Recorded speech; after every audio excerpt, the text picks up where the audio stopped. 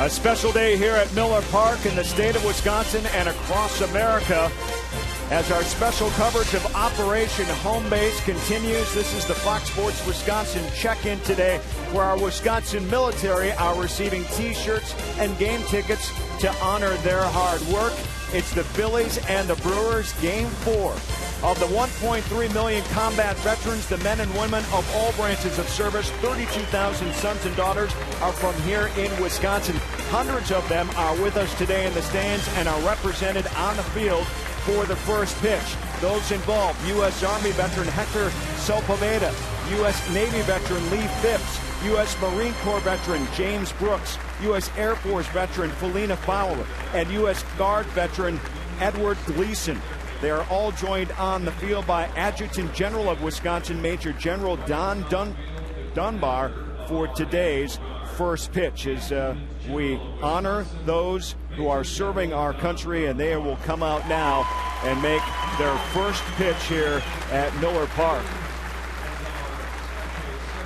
A packed stadium on hand here in Milwaukee as we remember 9/11. Very nicely done for the first pitch. The Phillies and Brewers both on hand outside their dugouts, enjoying the moment. Hi, everybody. Craig Kasham back on the broadcast here on Fox Sports Wisconsin. A special day here on our network as we continue to honor those who have served our country, remember those who have lost their lives, and those who are helping us stay protected here as we continue to play the game we love, and that is baseball. We'll continue on our broadcast here on Fox Sports Wisconsin, a special rendition of the national anthem on the way before first pitch.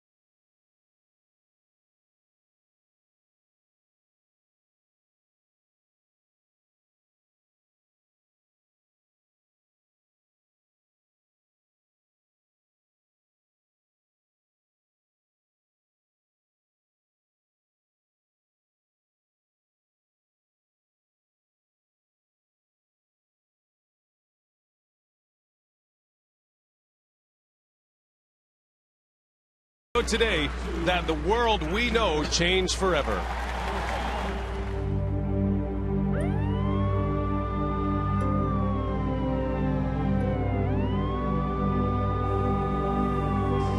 It was a time of tragedy and terror.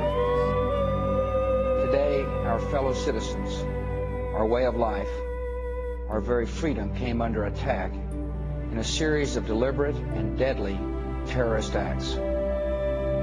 As the nation mourned, the national pastime was put on hold. Major League Baseball last took a leave of absence as the war to end all wars was being fought overseas. We interrupt this program to bring you a special news bulletin.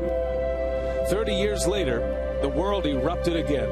The Japanese have attacked Pearl Harbor, Hawaii by air. In the wake of Pearl Harbor, some of baseball's greatest stars answered the call for the Stars and Stripes, sending a few good men into combat.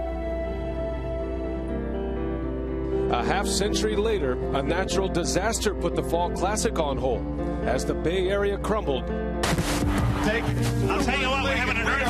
The game survived. We are still, as we can tell, on the air. 10 years ago, in the aftermath of 9/11, it was baseball that helped create a diversion. Very nice throw, Mr. President. And remained a constant in the midst of chaos.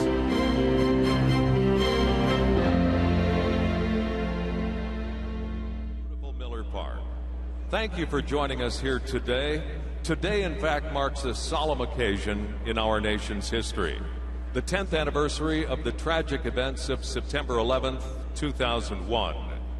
In respectful recognition, Major League Baseball and all 30 clubs and our players pause to remember those who lost their lives and loved ones as a result of the events on September 11th. We pay tribute to the men and women who continue to serve our country and honor our pledge made 10 years ago. We shall not forget. At this time, we ask that you please join us as we honor the victims of the September 11th, 2001 attacks with a moment of silence.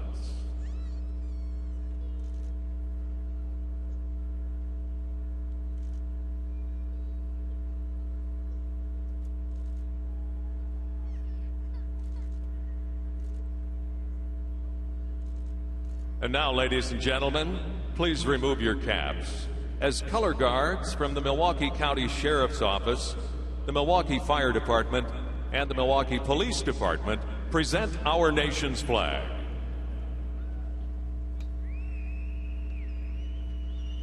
Please remain standing and sing along as we honor America with our national anthem, led this afternoon by recently retired Greenfield Fire Chief Russ Spahn.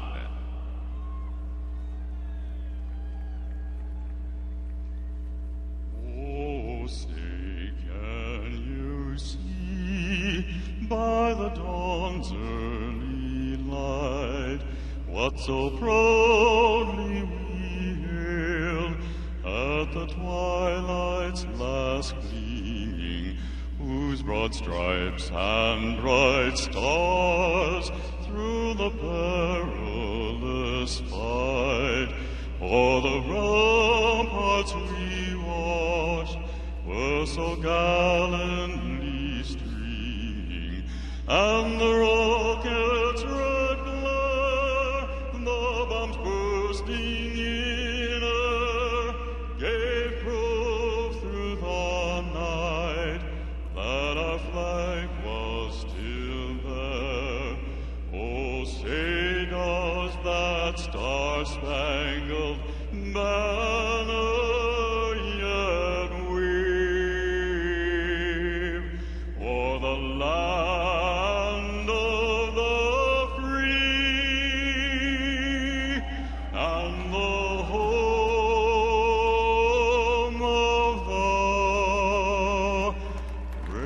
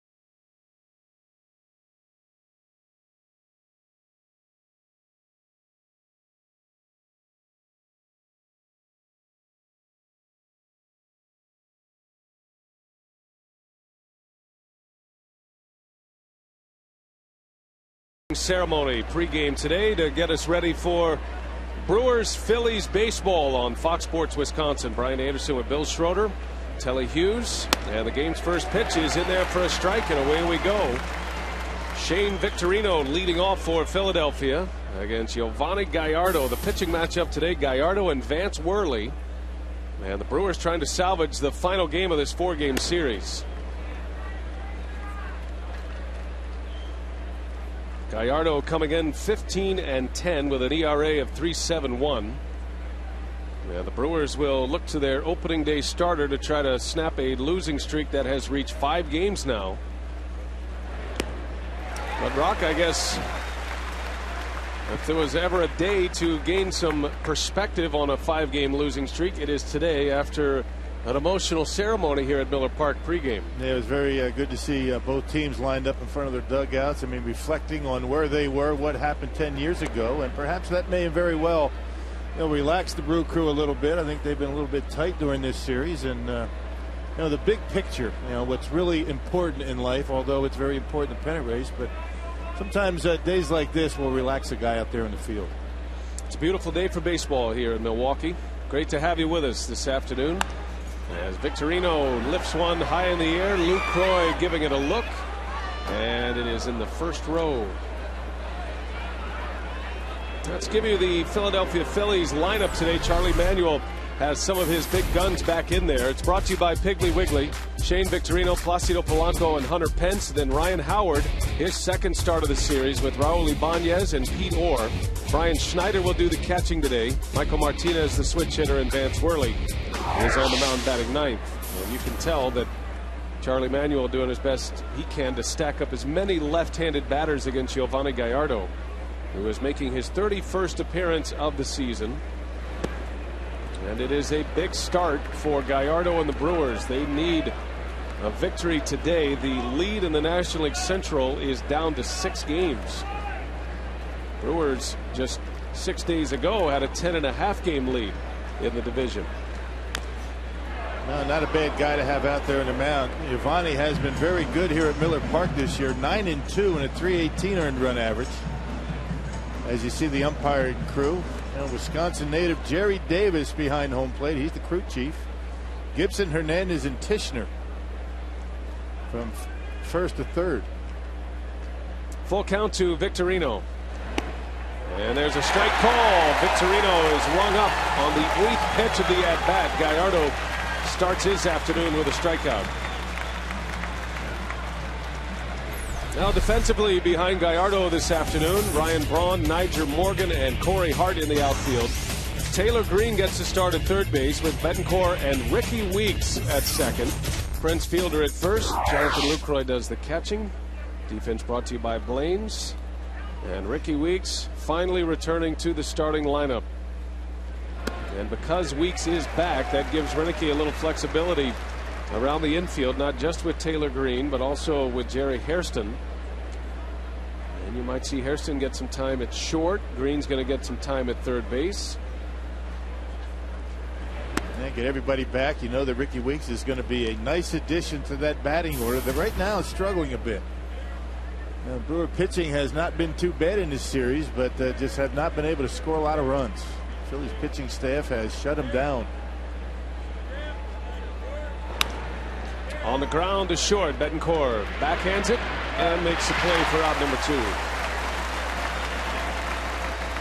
Well, it is significant that Weeks returns. When it's all said and done, he missed 39 games, but he is nowhere near being 100% yet. He's close enough to play, and because the Brewers don't have any more minor league baseball to go to on a rehab, he is going to have to work his way back at the major league level.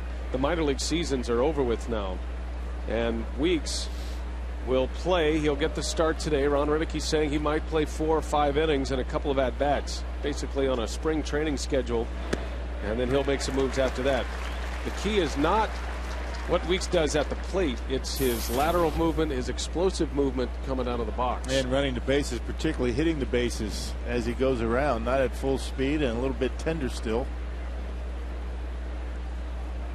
Had a very impressive pinch hitting appearance in last night's ball game. Ricky did not swing the bat, but was able to draw a walk back in the 7th inning in yesterday's game. Gallardo facing Hunter Pence with 2 gone. And a bouncing ball. Betancourt gloves, fires, and the inning is over. And that's a good start for Gallardo. 1, 2, 3. Now the Brewers are coming up in front of a sellout crowd.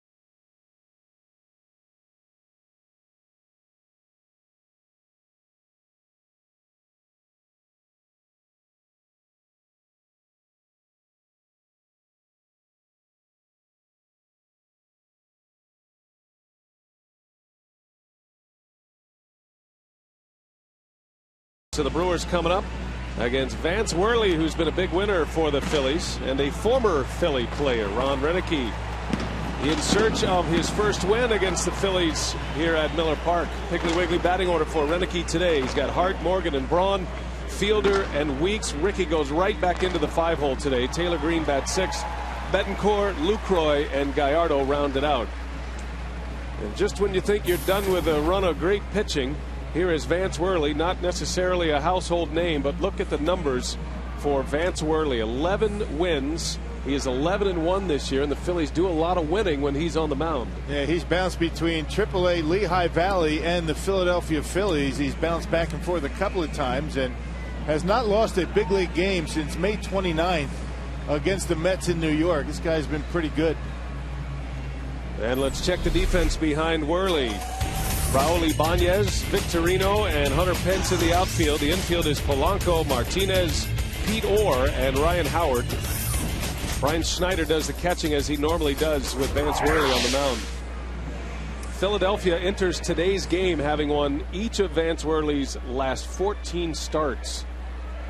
So he wins and they win when he is on the mound, and he is just falling in line of a juggernaut pitching staff here with the Philadelphia Phillies, and the Brewers have seen more of them than they want.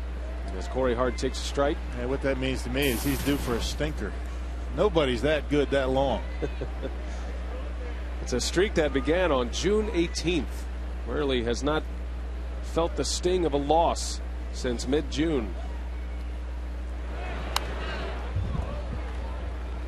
And the book on Worley, they say it's tough to pick up his fastball. He doesn't overpower you with velocity, but you see comments from guys like David Ortiz of the Red Sox, Brian McCann of the Braves. They say, I just don't see it all that well. He's got a bit of a herky-jerky delivery. He throws sinker slider. He'll throw an occasional curveball and changeup, but not many. There's the slider. It's all about the delivery and hiding the baseball for Worley. That ball sneaks up on you quickly. Worley has grabbed control of that 5th starter's job for the Phillies.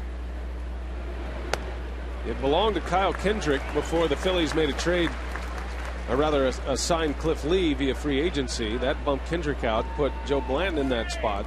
And Blanton pitching out of the bullpen. It's Vance Worley at 23 years of age, who finishes off this 5-man rotation as Hart rips one back up the middle, a base hit. Corey Hart continues to swing a red-hot bat. He and Ryan Braun, the two consistent hitters in the lineup right now, and Hart keeps it going today. Yeah, the issue's offensive. You can't pin on Corey Hart. He's been good. And that slider up in the zone, and as we've been saying this entire series, get them early before they settle in, and that was a hanger. And Hart able to bang it into center field. Good start.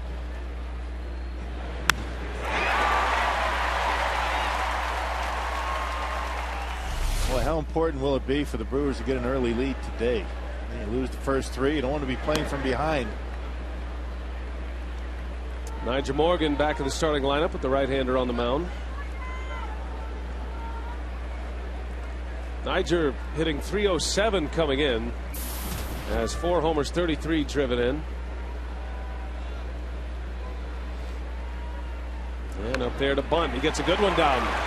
Howard gloves, shovels, and it's in time for the out.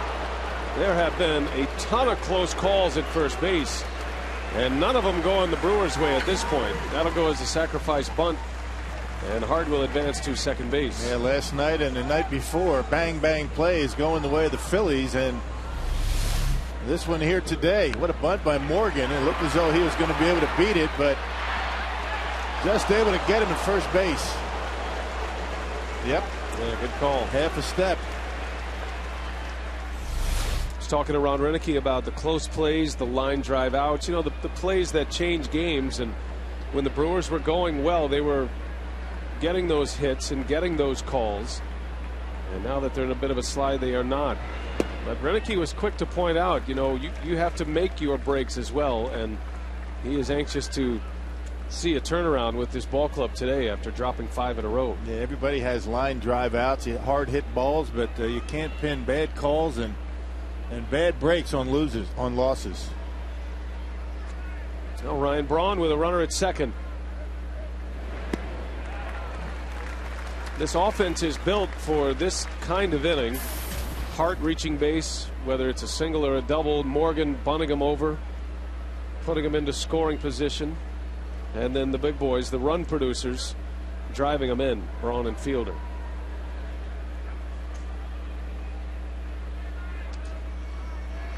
Yeah, big at bat right here, Ryan Braun, because with first base open, Charlie Manuel has shown no willingness to pitch to Prince. He walked him intensely a couple of times last night.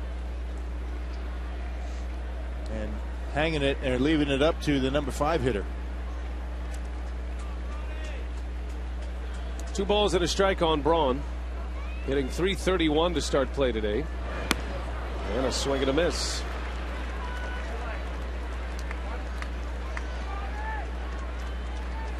Jose Reyes, the league leader in batting average. Reyes is hitting .333 starting play today of the New York Mets. Braun 2 percentage points behind him. And it's going to come down to those two most likely. Joey Votto is 3rd in the league at .320. 2-2 with Hart at second base. Now, if you want to find a little bit of a kink in the armor for Vance Worley, day games this year, he's 2-1, but his ERA 6.67. That's 5 starts during the day. You've got to look deep to find some issues with this guy right now. You got to peel off a lot of layers, right, to find a less than positive statistic on a number of these players. Phillies come in with 94 wins. They have the best record in the major leagues. Braun gets jammed, little bouncer out to Pete Orr, and there is the second out. So Hart advances to third. Fielder is coming up. Prince has great numbers against Philadelphia. It's one of the main reasons why Charlie Manuel has not pitched to him very often in this series. He's hitting .358 career against the Phillies with 11 home runs. Yeah, Fielder 1 for 2 yesterday against Cliff Lee, making him 6 for 8 career against Lee, and that backs up those numbers against the Philadelphia Philly pitching staff. Only Yadier Molina has a higher batting average against the Phillies in a career than Prince Fielder this season. I should say not career, but opponent's batting average this season. Fielder 10 for 22 with a .455 batting average. Molina hitting .471 against Philadelphia.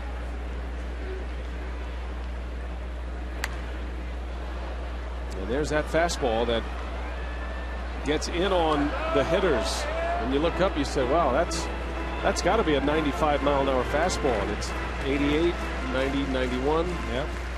A little bit of movement, herky-jerky delivery, hides it.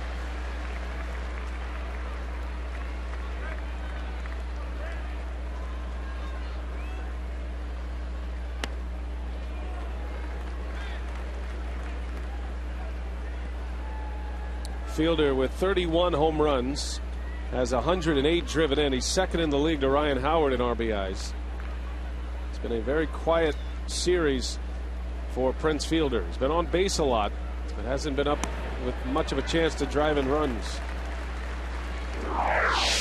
Fielder still leads the Powerball home run leaderboard. Fielder now 6th in the league in home runs. Braun with 27. 2-2 the count with Hart at third base. Just missed. It's obvious what the Phillies are doing to Ryan and Prince. Everything in. Hard in and breaking pitches away.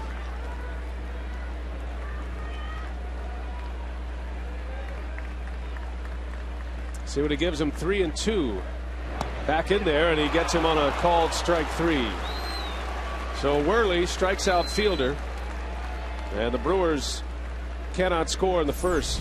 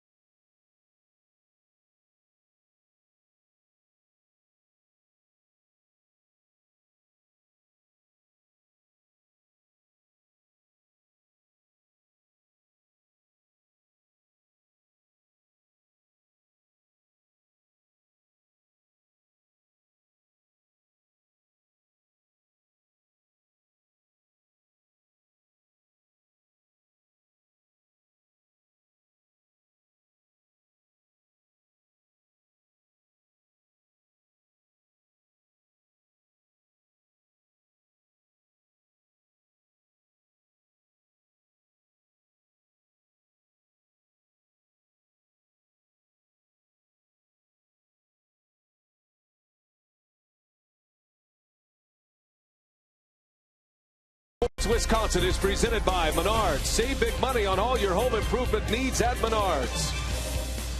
By Triple Hops Brewed Miller Lite. Taste greatness. By AT&T. And brought to you by Toyota, proud sponsor of the Milwaukee Brewers and the Toyota territory at Miller Park. September 11th, 2011. 10th year anniversary as we remember the events of September 11/01 as Ryan Howard leads off. Well, we hope you enjoyed our pregame show, and we were able to bring you a lot of the ceremonies before the game. Just an opportunity to create a moment. Hopefully you can share with your family, share some memories, or maybe a teaching moment for you as well with your children who may not have been around back then. Not many major leaguers active today who were active then.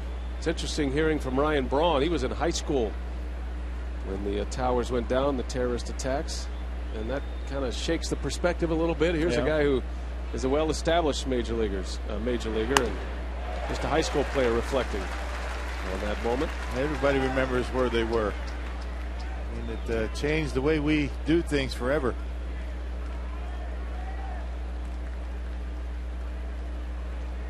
Well, Gallardo ahead of Ryan Howard, a ball and 2 strikes. And he pulls one, a base hit. So Howard still hobbled by a foot injury, but there's nothing wrong with his bat. And he singles to start the 2nd inning. Yep, a curveball with 2 strikes. Guy can hit, not just a power hitter. He can rake, come up with some big hits for you. It's the 3rd time career that Gallardo has faced the Phillies, only the 2nd time in the regular season. The last time was 07. And you remember in 08, he started the division series in Philadelphia after spending the entire year on the disabled list.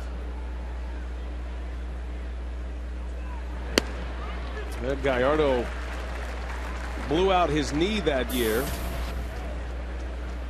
That was in early May, and everyone thought his season was over, but he was able to rehab and bounce back and actually make a start. He made 1 start prior to that postseason start. And as happy as the Brewers were to make it to the playoffs, the concern going in was the fact that the Brewers couldn't close it out earlier. They couldn't get to the finish line earlier and set up their pitching, and that meant CC Sabathia had to pitch on the final day of the regular season, which meant Gallardo had to be pushed into that Game 1 start. And he held his own against the Phillies despite a Philly win. Yes, he did. So because of the fact that Yo hasn't faced these Phillies too much, the only guy really that has a lot of at-bats against him, of course, is Hunter Pence, because of his days with the Houston Astros. Now, no player other than Pence has more than 3 at-bats against Giovanni Gallardo. Ibanez, a swing and a miss. Gallardo strikes him out. 2nd strikeout for Giovanni Gallardo, and the 1st out of the 2nd inning. A good slider from Yo. He's got good stuff so far. And September 24th against the Marlins is Fan Appreciation Night, presented by Chevrolet. All fans in attendance will automatically be entered to win a fabulous prize, including a 2012 Chevy Cruze.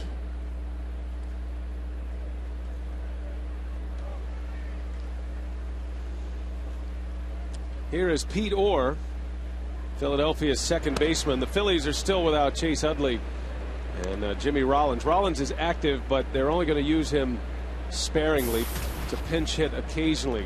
Rollins with a groin injury. Utley got good news. He has been out with a concussion, and they did a concussion test on him, and everything was normal, so he'll return. Probably in Houston. That's where the Phillies will head next. If not Houston, certainly when the Phillies return home. And there's really no sense of urgency at this point for Charlie Manuel and the Phillies. They just want to make sure they get everyone healthy. Other than the fact that they play St. Louis in a 4-game series back in Philly. He's got to be ready for that series. That is our encouragement to the Philadelphia Phillies. So you can rest whoever you want for the next 6 days, right? Exactly. All hands on deck against the Cardinals. The Phillies have a magic number of 7 now. They have a 12-game lead over the Atlanta Braves. There's a strike on Pete Orr, and it's 2-2. Yeah, Giovanni so far has got pretty good command of his fastball and has been able to keep his breaking stuff down. An issue that he had a couple of starts ago against the Cardinals. He gave up 8 runs in 4 2/3 right here against the Cardinals. They pitched pretty well in a loss at Busch Stadium, but he's lost his last 2. Gallardo took a loss against the Cardinals in St. Louis last time out. He lost against the Cardinals here at Miller Park on September 1st. Gallardo in the month of August gave up just 8 earned runs. He's given up 11 earned runs in his last 2 starts in the month of September.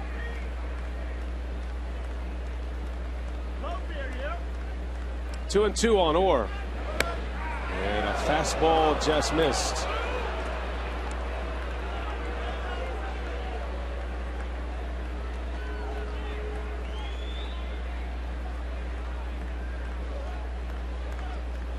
Pitching has not been the issue here the last couple of days. Brewers have gotten good pitching. Randy Wolf went 7 yesterday, only 2 earned runs. There's a swing and a miss. Gallardo strikes out Pete Orr. Back-to-back Ks for Giovanni, his 3rd strikeout. I think that might have been a backup slider. Slider didn't do much. Let's see. 89 miles an hour and Orr right underneath. Yep, that's what it was. A hanger, but an effective pitch. See where the Brewers stand today. They have a 6-game lead, but their differential in the loss column is what to focus in on. A 5-game difference for the Brewers against the Cardinals. St. Louis has 2 games to make up on Milwaukee. Brewers have played more games than any other team in the National League, but has off days tomorrow and Thursday, and then the schedule will start to collect against Milwaukee.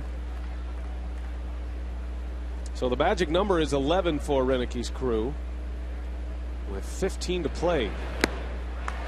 It's all about ebbs and flows throughout the season. The Brewers were the hottest team in baseball for about 6 weeks. They've cooled off considerably since that time, and in the meantime the Cardinals and the Arizona Diamondbacks, things couldn't be any better for them right now. They seem to be winning games in a lot of different ways, so just got to turn things around, relax, and continue to grind it out.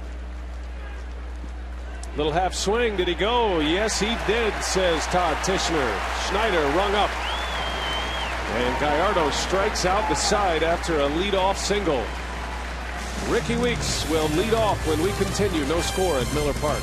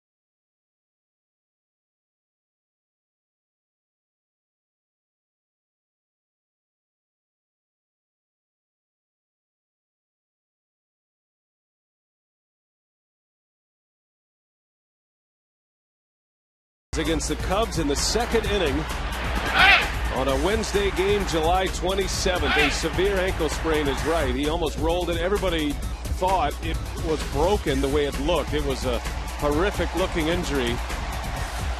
Ricky Weeks has not started a game since.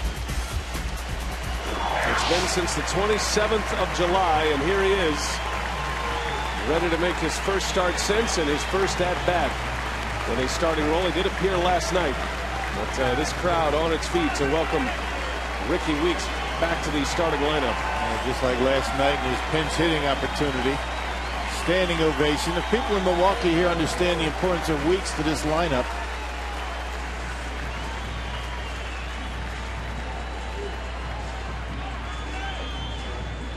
Ricky Weeks has a great perspective on this pennant race. He shows up today in his first start since late July. He says, you know, when I left, the Brewers were a half game back. They were in 2nd place. He returns. They are 6 games up in the National League Central. Now Vance Worley, retiring fielder on a strikeout to end the first inning. He got Braun and Fielder with a runner in scoring position. At-bats are going to be a challenge for Weeks Early, you would figure, although he put a great at-bat together last night against Cliff Lee. Be able to draw a walk doesn't sound like a big deal, but it got things going in the 7th inning. A couple of men on. Brewers had a number of scoring opportunities in last night's ball game, just not able to capitalize.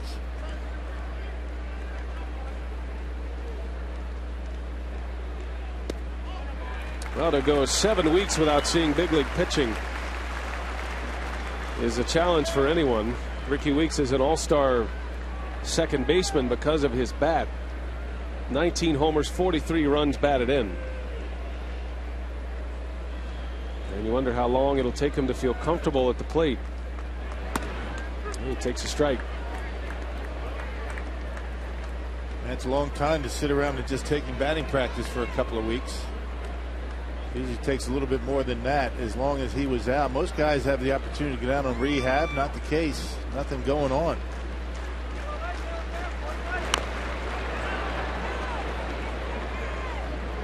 That's the concern with Ricky. He hits the baseball in that initial burst out of the box with that ankle. And you really can't slow that thing down. I mean, you can't tell a guy, all right, hit the ball and just ease your way out of the box. It doesn't work that way. I mean, instincts take over.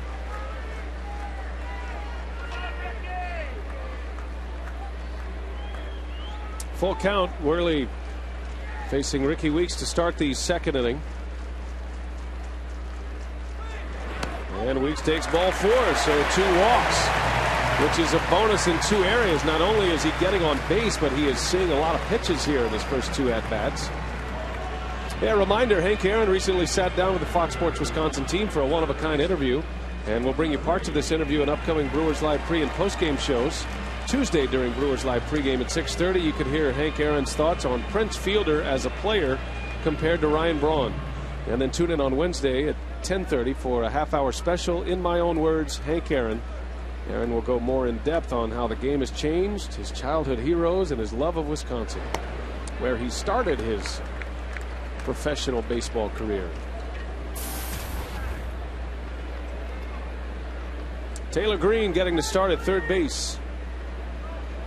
Renicky not hesitating, putting Weeks immediately back in the 5-hole. Such a valuable spot in the order, and Taylor Green hits right behind him. This guy has been seeing the baseball well. Every time he seems like he swings the bat, he hits the ball hard. Brian Howard robbed him of extra bases last night in a pinch hitting opportunity. At the plate, Green is 8 for 20. Does have an RBI, and he takes a strike. Well, Vance Worley has great command of the inside corner, or the inside corner to a left-handed hitter. Yeah, you can't give up on a pitch that starts in off the plate. Prince Fielder was rung up on a pitch that started in and then with the late movement caught the inside edge. Can't give up on something inside. And conversely, right-handers can't give up on a pitch that's just a little bit of weight to him. He's got that good movement and has good command of it, both in and out.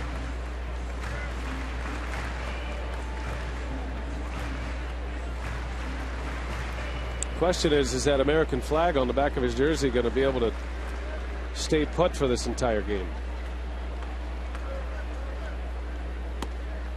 Back in there, and a narrow miss.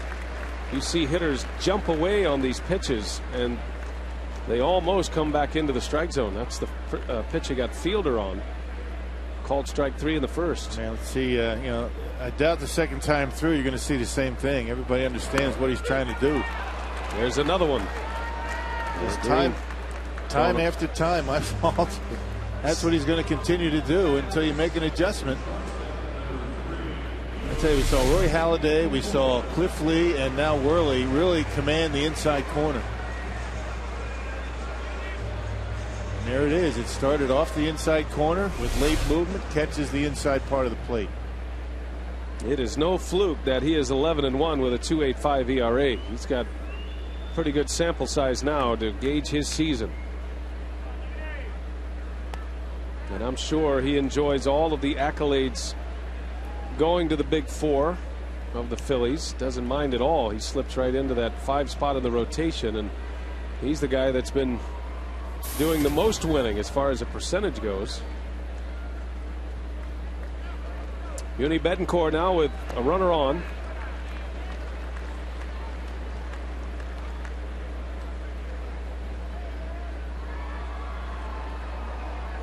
Betancourt now with 60 runs batted in. Had an RBI single yesterday.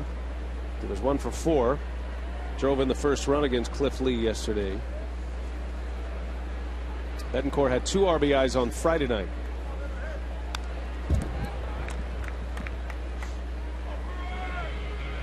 So you got a guy who likes to swing at the fastball and hits the fastball well, and a pitcher who likes to use the fastball.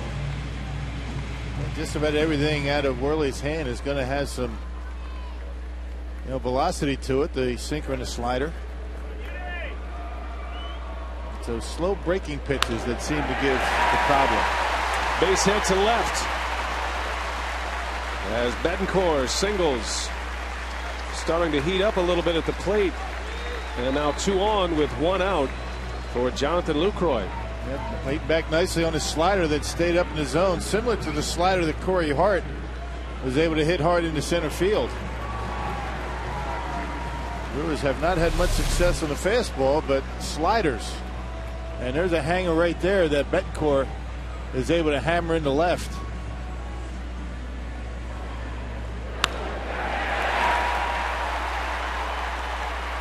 Well, the Brewers, another threat here. They had a man in scoring position in the first inning, ended up stranding Corey Hart at third base. Now 2 on with 1 away. And Jonathan Lucroy at the plate.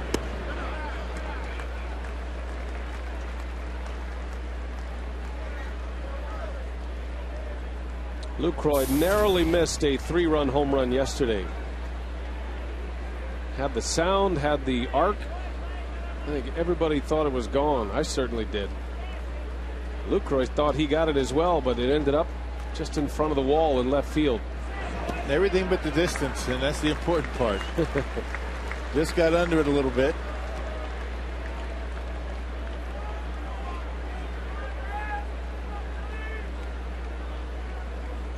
Lucroy has 11 home runs this season. And he has sprayed his home runs to all parts of the field. He's shown surprising power this year.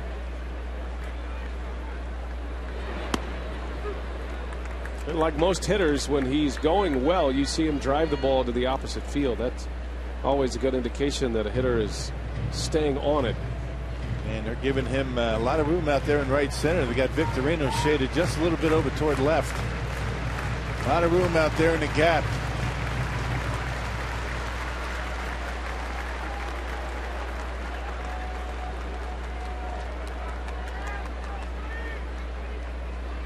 Two balls and a strike on Lucroy. And that gets away from Schneider. Both runners will advance. Brian Schneider trying to backhand one in the dirt. Gets away from him, and that's a break for the Brewers. A wild pitch. Second and third with 1 out. And Brian Schneider, always considered to be a pretty good defensive catcher. A big guy that's challenged somewhat in blocking pitches, and you can see not in a very good position to be able to block that ball. Kind of down on his haunches a little bit and gets by him.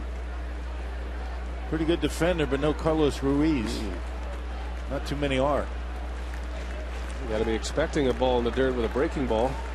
Maybe a victim of the success of the Phillies. They don't usually miss that badly, I guess. And first slider that he didn't hang. Basically, I guess he was figuring another pitch up. Lucroy back up the middle. Backhanded by Orr. The throw to first is in time, but a run will score. So the Brewers are on the board. Jonathan Lucroy with a ground out, but he drives in the first run of the ball game. And the wild pitch pays off for Milwaukee. And it probably would have been a double play had it not been the wild pitch. But Jonathan with a good approach, not trying to pull it. Nearly got his base hit, but he got an RBI. There's that slider again, a little bit better location on it, and a nice play by Orr to get Lucroy at first. Ricky Weeks scores the run, 1-0 Brewers, as Gallardo takes a strike. All started by a Weeks walk.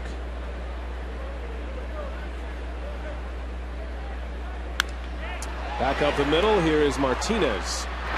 And the inning is over as Gallardo grounds out. The Brewers have the lead, 1-0. We go to the third inning.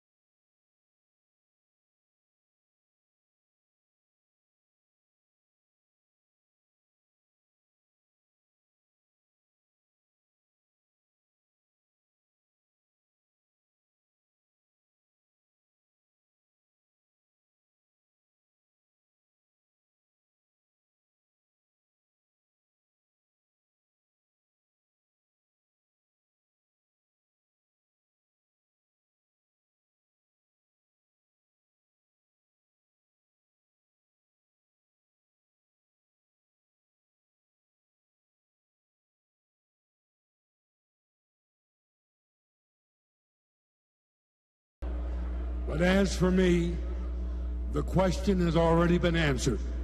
Should we be here? Yes. Ladies and gentlemen, we all now know about our police and firemen and the work that they always have done for us.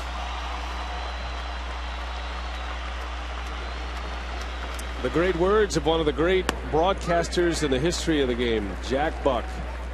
And Jack would pass away less than a year after that. He died the next year.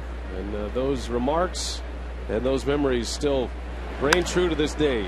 Gallardo facing Michael Martinez. And the second pitch in the air to Braun for out number one. Hey, today's Brewers game is brought to you by Miller High Life. This summer, find out how giving back bottle caps can give returning vets a piece of the high life. Go to MillerHighLife.com for details. Remember that day and remember that speech by Jack Buck. The Brewers were in town in St. Louis. A couple of games had been postponed due to the events on September 11th. And boy, what an emotional pregame ceremony that was. My goodness. Never forget that. Well, and just to be there and to hear Jack Buck's words. Of course, that video is famous now. That's played all over, and certainly in St. Louis, it's a memorable spot. But the Brewers have a connection to that, obviously, because they had the series there, and you and Matt Vasgersian were on the air that day on Brewers television. Still gives you goosebumps. I watched that, and I remember sitting in the booth listening to Jack Buck and all that was going on that day around Busch Stadium. I mean, throughout that whole time, September 11th and throughout, you just couldn't take your eyes off the television and just keeping abreast of what was going on in New York and D.C., Shanksville.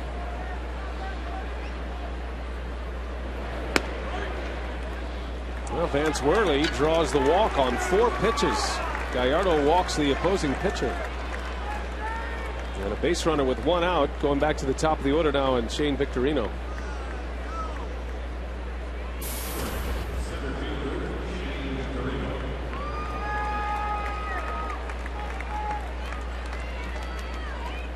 Vance Worley, his first walk of the season, aboard for the top of the order, Victorino.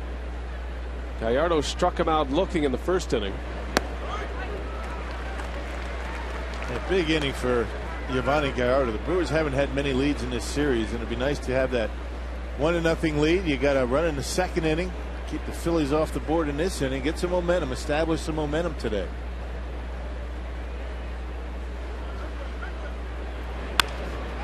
And a ground ball. Weeks to Betancourt. And not in time to get Victorino. Yeah, didn't look too rusty turning that double play. Ricky looking pretty smooth over there. Didn't seem to be bothered by that ankle and that pivot. And that was a tough pivot for a guy with a sore ankle. And a good pitch on the inside corner by Gallardo. Check out Ricky. No problems with that ankle on that throw. And Victorino gets down there too quick to turn two. Well, this would be the play that would challenge him. It's his left ankle, remember, the plant foot on that play. He's going to have a lot of eyeballs on him over the next few days. Athletic training staff and his manager, Garth Orge, is the infield coach. He certainly knows Weeks' mannerisms as well as anyone, and he's hawking every move he's making. Ricky understands that. He knows that, and that's why it's taken him a while to get back on the field. Well, let's put it this way. I mean, Ricky wouldn't be out there if everybody didn't think he was capable of doing the job out there at second base. This game's too important to have a guy out there hobbling around. And it's smart to start him today because you have an off day tomorrow.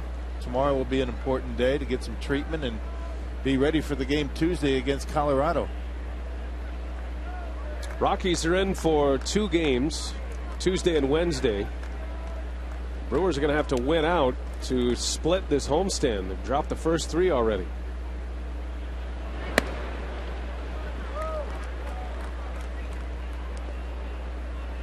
Placido Polanco ahead in the count 2-0. That sends Jonathan Lucroy out for a quick trip.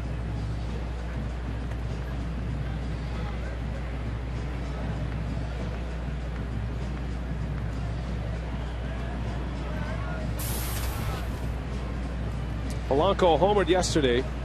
The 2 leads the Brewers have had, Rock referenced, were quickly eliminated. They just held on to him 1 inning on each occasion. Had a 1-0 lead that was wiped out. Yesterday had a 2-1 lead that was quickly erased. Victorino takes off, throw to second, and the ball pops free. A short hop from Lucroy. A stolen base for Victorino. That is his 19th steal of the season. Yeah, one of the few guys in this Phillies club that will run. He's got a pretty good lead and a good jump, and you'd rather have a short hop than a high throw. But Ricky not able to hold on. I think he might have been safe anyway. Would have been close.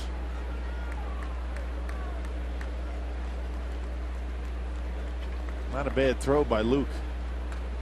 Phillies aren't doing a lot of running these days. Not a lot of team speed, especially with a couple of their speedsters out. Jimmy Rollins and Chase Utley.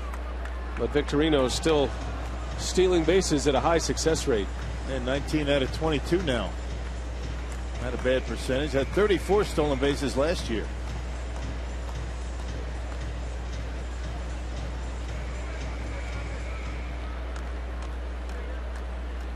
Well, if you've been watching this series, you have heard a lot about the Phillies and their success with 2 outs. They have destroyed the Brewers with 2 outs in innings.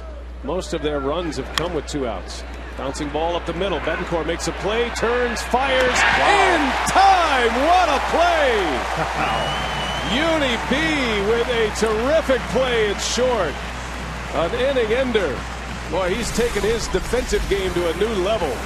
That's as good as it gets right there.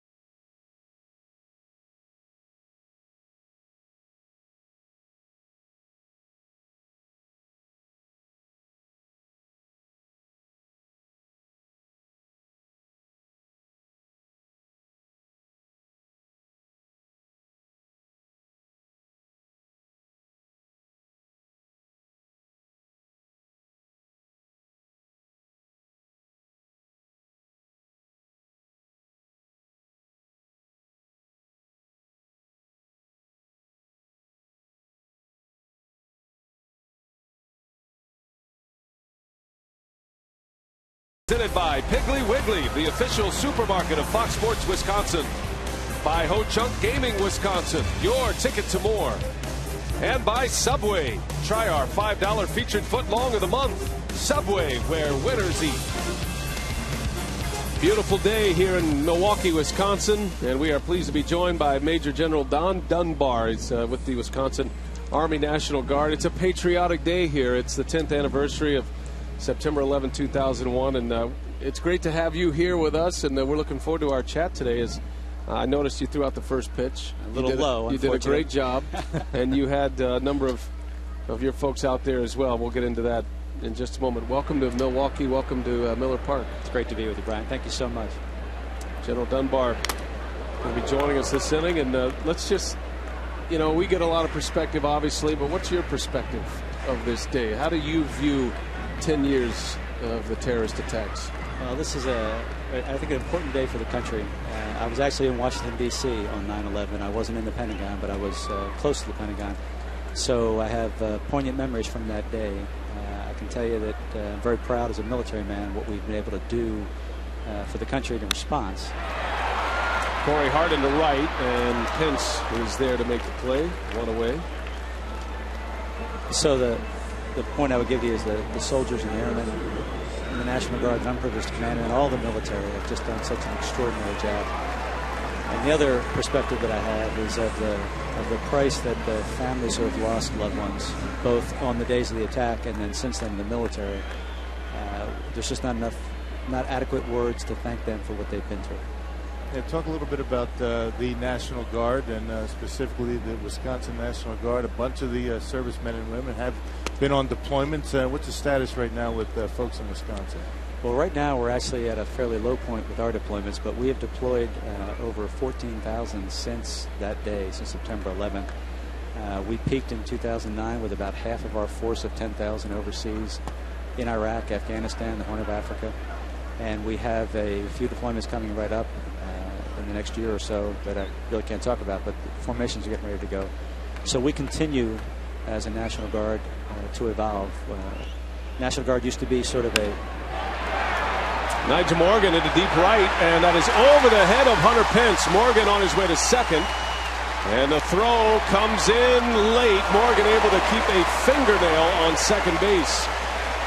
And the Brewers have an extra base hit with one away. Close play at second base. Yeah, Hunter Pence has an arm equivalent to the general. I saw your pitch. Has a pretty good arm, but continue with what you were talking about. Well, the point I was going to make is that 15 years ago, 12 years ago, before 9/11, the National Guard was largely a strategic reserve. They were kind of in reserve, and we'd call them up for the big one against the Russians, maybe, or something like that. And now the National Guard is much more of an operational force. We're sending soldiers and units deploying frequently. It's on a cycle. And there were many folks who thought if we did this in the Army Guard, we'd break the Army Guard or break the National Guard. Mm-hmm. And just the contrary, we've gotten much stronger. Our retention numbers are up, our recruiting numbers are up. These young men and women are the finest young men and women the country has to offer. And they stay with us because they love what they're doing. It's bigger than themselves. Yeah. As Ryan Braun rolls one to short, Michael Martinez will make the play. We're visiting with Major General Don Dunbar of the Wisconsin Army National Guard. And I would assume that awareness is heightened, and how about because of the 10th anniversary, and you look all over the country, and even as we walk into the ballpark every day, there is more security than ever. But from your seat, your perspective, how has that changed, and how do you move forward with the National Guard in that regard? Well, not only here in Wisconsin, but nationally, the Homeland Security, Department of Homeland Security, FBI. Fielder sends one to Martinez. We'll continue our discussion with General Dunbar when we continue. The day we remember, 1-0 Brewers as we go to the fourth.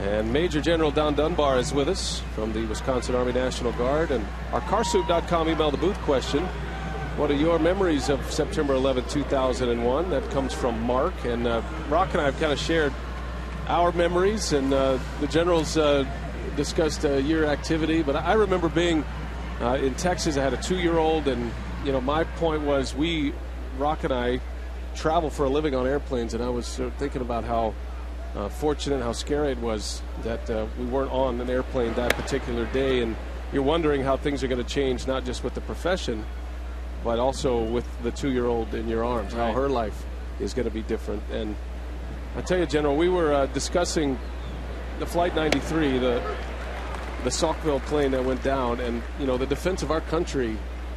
It's not just about military personnel. It's not just about police, fire. It's all of us. And what great heroism on that plane that day. That was really the first line of defense on Absolutely. that day, to keep that plane from perhaps going into the Capitol building. Yeah, and that great rallying cry, "Let's roll." I mean, it was really extraordinary what they did, and who knows what the target was. We'll never know that, but those men and women were incredibly brave to do what they did, and they responded. And you're right, it's not just the military, and it's certainly the first responders, but it is each and every American. And you made the point about being on an airplane. The decision the public made after that day to not live in fear, to continue living their lives, to have the hopes and dreams alive for your kids and everybody's children. We're not going to be shrinking violence as a nation. To make that decision was a key point for our country. I remember as Hunter Pence lifts it high in the air, and Taylor Green will make the catch for the first out. Continue, General. I remember that night after a long day, September 11th, I was in Washington, D.C., and was keyed up, so we had a plan put together. My boss had gone home, and so I went for a run, and I worked my way to a hill that looks down on the Pentagon, and the side it was burning. And that memory just seared in my mind of what they did. But I think they made a mistake. They thought, hey, we'll knock a few buildings down, we'll burn the Pentagon, and this country will crumble. But that's not who we are. This country always rises to the occasion. Absolutely. I mean, can you ever prepare for something like that? I mean, you sit there and you have your National Guard, military personnel. They're always at the ready. But talk about the day and maybe the couple of weeks that after that. What went on in the National Guard? Well, I was in the National Guard, but I was at headquarters in Washington, D.C. at the time. So I can tell you locally, although I wasn't in the Wisconsin Guard at the time, what happened was pretty amazing. You had guardsmen all around the state who, after the second tower got hit, knew we were under attack. They didn't wait for an order. They didn't wait for a phone call. They got their uniform on, and they came to the armories just knowing that that's where I should be. So that kind of response is very hard to get. You can't buy that. It's something that's in your heart and soul. And then pretty quickly we had F-16s from Madison that were overhead flying key airborne patrols. We increased our readiness posture. The adjutant general at the time, one of my predecessors, we had KC-135s from here in Milwaukee flying airborne patrols to refuel those F-16s. And pretty soon we had security forces, 32nd MPs from right here in Milwaukee, at our airports before TSA, and they were guarding the airports. And, that was a really amazing part for the public, to just have that calm, that the military was there, the National Guard was in those airports, and I think it helped bring a calm to those uneasy days of September 11th and the week afterwards. And then you mentioned about Homeland Security. The thing that I'll tell you that's better today than it was 10 years ago is the connectivity between state officials like myself, the National Guard, FBI, Department of Homeland Security, local first responders, sheriffs, the fire chiefs, the police chiefs. We work together, we exercise together. We've taken the capability that we have in the National Guard. You say, hey, I've got an infantry brigade combat team, and they'll say, great, if I want to invade Iowa, I'll call you. But if you take that capability, you say, no, I've got life-saving capability, engineering capability, transportation, command and control, and you put it in packages that the first responder understands, they feel comfortable reaching out to you. And a key point about the National Guard is that we never take the lead when we're doing emergency response or responding in the homeland. We're always working for that sheriff or that first responder. We're part of the team. We plug into his command and control. Ryan Howard strikes out. Gallardo with 2 gone in this inning. Major General Don Dunbar is with us. And we are enjoying our chat today as we choose this day to remember. And as I mentioned earlier, just to have the ceremonies before the game. There is pomp and circumstance, but it is an opportunity to try to focus in on some opportunities maybe to share with your families watching at home, or just bring up some memories once again. And I know it's a big part of the moving forward process. Now, give me your perspective of baseball, a baseball game, where it fits in all of this as we sit back and remember what happened 10 years ago, because, you know, sometimes we struggle to try to find the right spot to move forward with as well. Well, I'm a big baseball fan. I played baseball a good part of my life. I actually grew up in Philadelphia, so this is a great game for me, having been a Phillies fan when I was a kid and a Brewers fan now. But I can tell you that baseball is a national pastime, and this is something that we get together as families. We go out, and this is part of that living life, not living in fear. We're not going to let somebody else dictate how we're going to live our lives. So that's a very important thing, and you make the connection about people, and I think that's really what we're talking about. And I'll talk in perspective of my guardsmen, my soldiers and airmen. They are absolutely the finest men and women that Wisconsin has to offer. And I'll just give you one story. When the 32nd Infantry Brigade Combat Team was our largest deployment since World War II. They were going overseas in 2009. And the Command Sergeant Major, Ed Hansen, he was the senior enlisted member of the unit. And we have a rule, at 60, you're done. So he's turning 60. And the unit's going to deploy. And he came to me and he said, listen, General, these are my soldiers. I can't let them go into combat without going with them. So we got him a waiver. He wanted a waiver to go beyond 60 so he could serve with his troops. That kind of thing happens every day in Wisconsin. General Dunbar, we appreciate your time. We appreciate your service and all of those who are under you and the way they serve our country and make us proud. Thank you so much. I appreciate it. Pleasure to meet you. General Dunbar. Thank you for everything. My best to your son. Thank you very much. Take a break. Brewers are coming up 1-0 Milwaukee.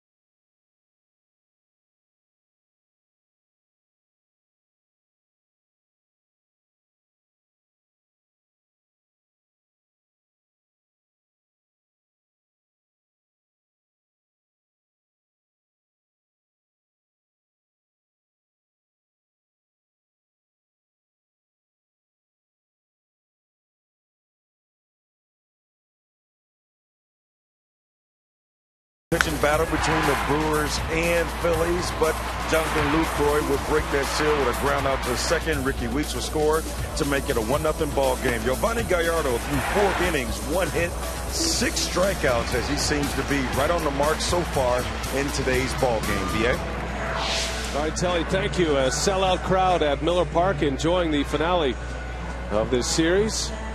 Man, he's really enjoying the finale of this series. Got some moves to go with it. 1-0. The Brewers have the lead, and the Brewers are coming up. Ricky Weeks will be followed by Taylor Green and Uni Betancourt. Great to have Major General Don Dunbar with us. Guy has seen a lot, experienced a lot, and those 2 stars on his collar as Weeks is drilled by a pitch. And let's hope that's nothing more to that. Ricky will reach. Second time he has been aboard. He walked his last time up, And now Weeks hit by a pitch. He's got that protective pad on the elbow. Let's see where it gets him. Yep, got him right on the pad, so that's not going to be much of a problem. Well, so Ricky Weeks, in 3 at-bats since returning, has been on base all 3 times and has not put the ball in play. 2 walks and a hit by pitch. He scored the only Brewer run. So a man on for Taylor Green now.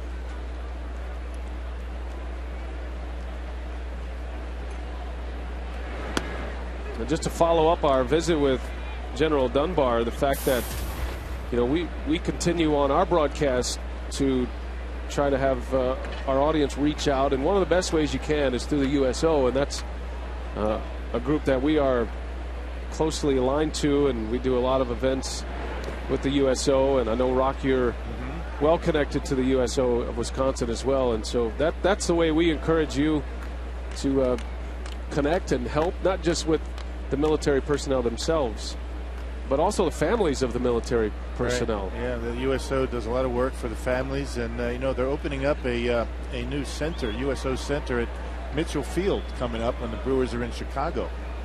Grand opening taking place. Servicemen and families coming through Milwaukee. You go in there, you get a drink, you might get something to eat, freshen up a little bit, and that's an important thing because you know how much those guys and women travel throughout the country, all over the world, and just a small way to make their life a little bit easier. And the USO sets up our trip to Walter Reed. It's not going to be Walter Reed anymore. That has been closed down. But every year we go to Washington, D.C. We visit the wounded troops. And the USO sets that up. So USO.org, I believe it is. Right. If you want to help out our military personnel. Yuri Betancourt now with a runner at first. Fouls it away. General was kind enough to pass along his coin. And we've been collecting these various events we've done. It's one of my favorite parts of the meeting with the military personnel, the coins that they're giving out. If you've ever come across anybody in the military, you shake hands and you exchange the coin. Yep, that's the tradition. Yep. You know, the generals and you know, the higher ups have their own personal coins, but you know, most of the different specialty groups. Betancourt lines one to left, hit that one right on the nose. Out number 2. The different units, they'll have a coin that they will present you with if you get an opportunity, and it's a special thing. It means a lot to get one of these coins, and those 2 stars for the general. 2 stars on his collar as well, and it means a lot. A true hero. Yep. Multiple deployments all over the world, and leading our fine military group, the finest military in all the world. Well, 2 gone after the hit batter. And here's Jonathan Lucroy. Betancourt hits it hard, but right at Ibanez. 1-0 Brewers on 3 hits. Brewers have had a hit in each of the first 3 innings. They've had a base runner on in every inning. Worley's pitch count at 56 at this point.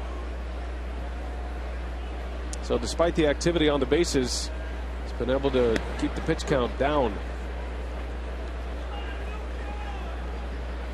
And Brewers still continuing to struggle in this series with runners in scoring position. 0 for 6 tonight and 1 for 13 last night. That's not going to get it done. Lucroy drove in the only run of the game on a ground out his last time up.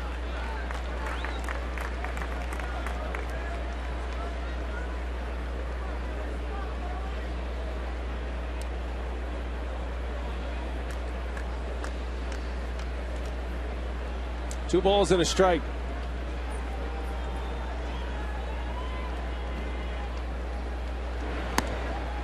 And it goes to 3-1. You got the pitcher Gallardo coming up next.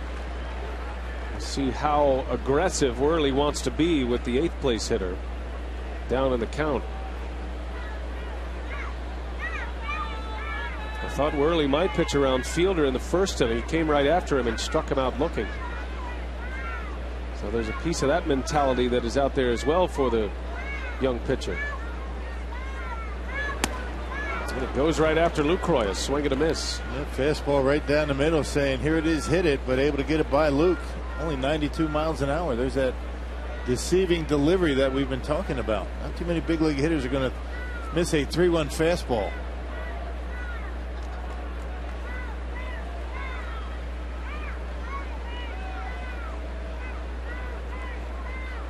Worley with 2 strikeouts. He's issued 1 walk and he's hit a batter. Runner goes and a swing and a miss. Worley goes right after Lucroy and strikes him out to end the inning.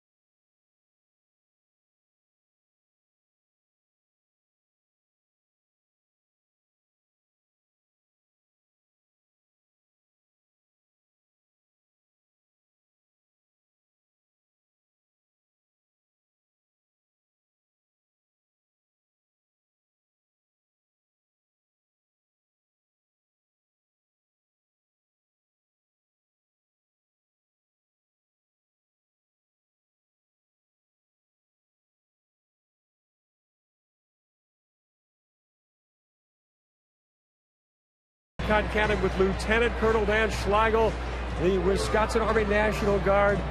Well, Lieutenant, as you look around today and all the special ceremonies for 9/11, what are you feeling when you see all of this happening?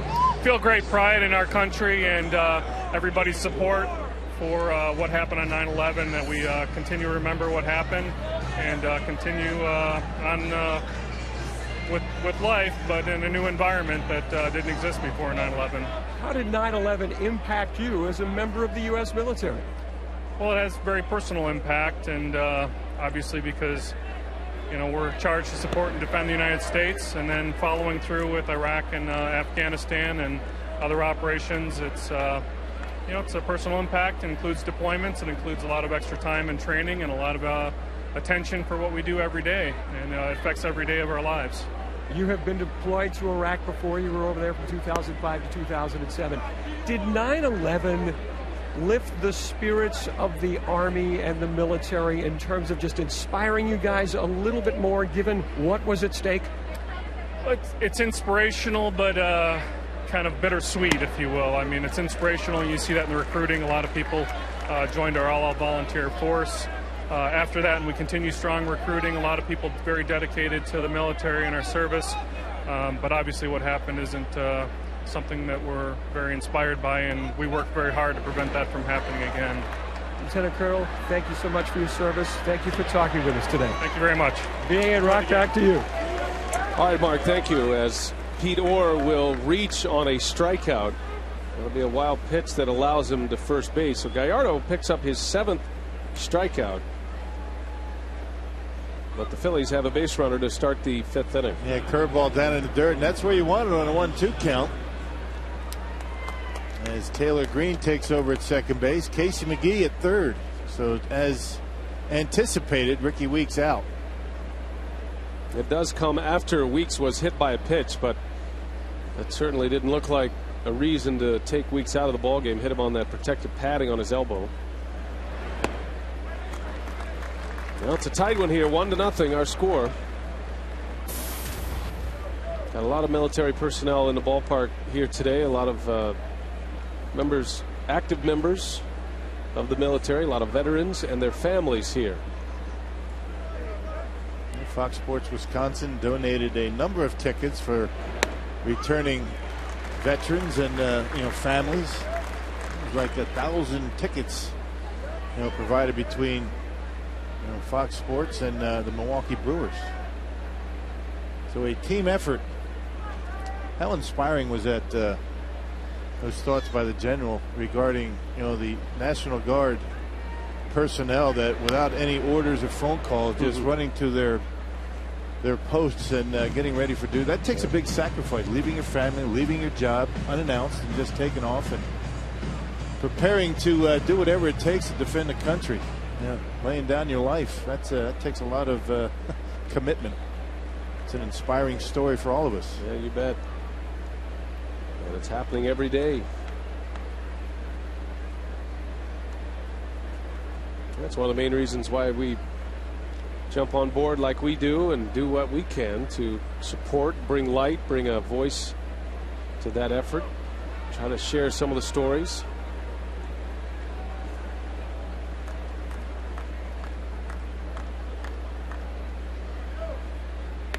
They pitch out, nothing on.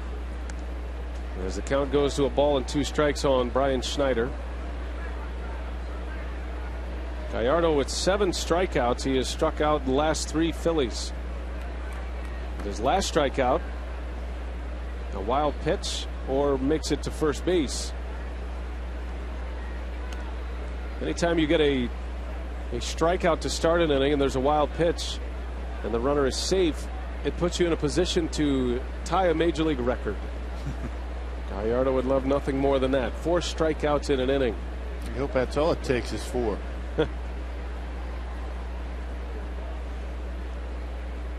Runner goes, swing and a miss. Throw to second, off the bag.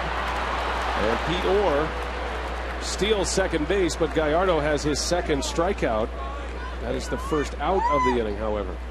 Yeah, amazing start so far for Yo. And today's time of the game winner is Raisins Refuge in Pittsville, Wisconsin. If they call the Brewers in the next 24 hours, they get 40 Miller Lite beer pen tickets to a Brewers home game in April and May of next year. This offer courtesy of the Tavern League of Wisconsin and Miller Lite. Raisins Refuge. How about that? You ever been there? Not yet. Pittsville? Put it on the list, though. Tying run at second for Michael Martinez. Gallardo now with 8 strikeouts.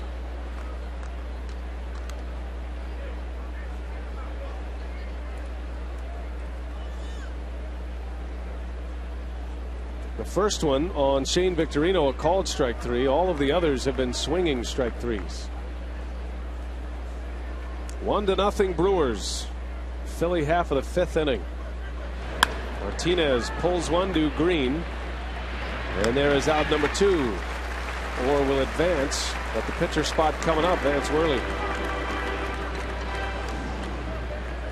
Check the AT&T trivia today. Which 6 ballparks welcome back baseball on September 17th, 2001? Baseball resumed. 6 ballparks were part of that return, and a much needed return. I think everybody was wondering what place baseball had. Where I was in 01 in the minor leagues, in the Texas League, the playoffs were going on, and that playoff series was canceled. The season basically ended. Different story in the major leagues with a lot more games on the schedule. I don't think anybody knew really what to do, how to act, or what was appropriate. Right. And that's why, you know, the words of the president, George W. Bush, the words of Jack Buck, those all meant a lot in that process to help us understand what was next. Everybody wondering what the reaction was going to be at Shea Stadium. The Mets and Braves, I think it was. Yeah, Piazza hit the walk-off home run. Well, Gallardo a chance to pick up 3 strikeouts in the inning. Got a runner at third. And Worley lays off, a ball and 2 strikes. Worley handles the bat. He's hitting .231.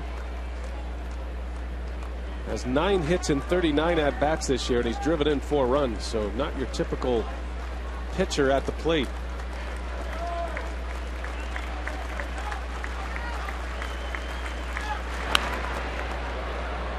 Able to foul off a tough pitch. Now you wonder how willing Gallardo is to spike a curveball or a slider. One has already gotten by Luke. To put a man at first base. Maybe with the pitcher up, not as willing to throw that pitch right now. Tying run at third base. Worley takes a ball, didn't miss by much.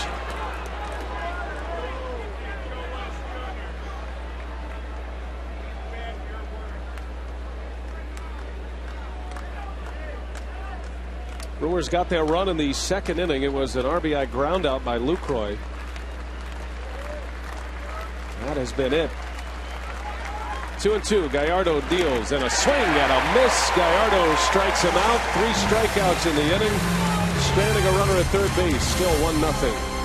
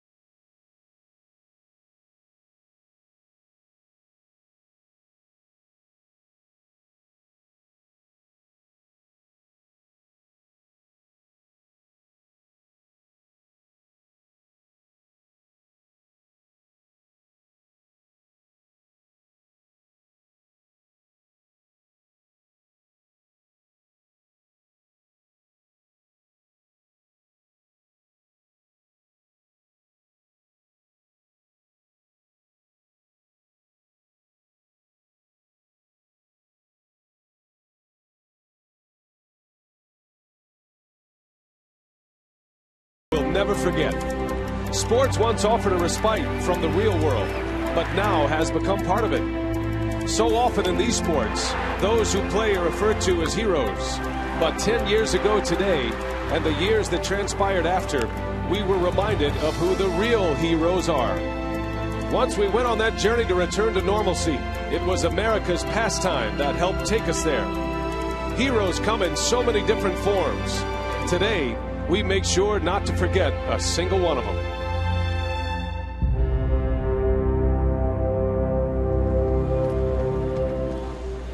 And a day of reflection and remembrance all across Major League Baseball today, celebrating the 10th anniversary, or at least recognizing the heroism after the events of 9/11. On a picture-perfect day for baseball in Milwaukee, Wisconsin. Great to have you with us this afternoon. Got a good game going here, 1-0. The Brewers hooked up in another tight one with the Phillies. Phillies have found their way to the finish line the first 3 games. And the Brewers have lost 5 in a row now. They've lost 6 consecutive games at Miller Park. Going back to the last homestand, something you couldn't even imagine, as Gallardo drills one right field. That is way back and off the wall. And Gallardo on his way to second with a double. The Brewer pitcher brings them to their feet at Miller Park. My frozen rope out there in right. Pence not playing very deep, and why would you? With a pitcher up there, can't hit it much better than that. And Gallardo drives one over the head of Pence. That's a good hack right there by Yo. And a good start to the 5th for Milwaukee. Not even close as Pence, and Yo realizes he has to run quick. There's Pence with a good arm. Gallardo safe at second, safe and secure. New York Life. His 4th double of the year. On his 15th hit of the year, and the Brewers put a runner in scoring position.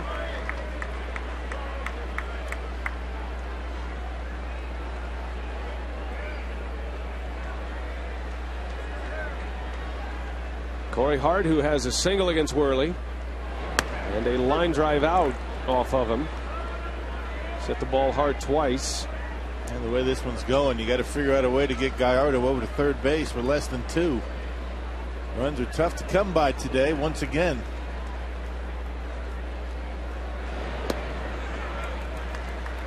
I think the Brewers, as they put runners on throughout the series for the most part, hasn't been always the case, but as they've gotten big innings brewing, they've ended up in spots in the batting order with struggling hitters. Not this time. Hart, one of the hottest hitters on the team, with a runner in scoring position. And a chance to do some damage. The Brewers are waiting for that big hit.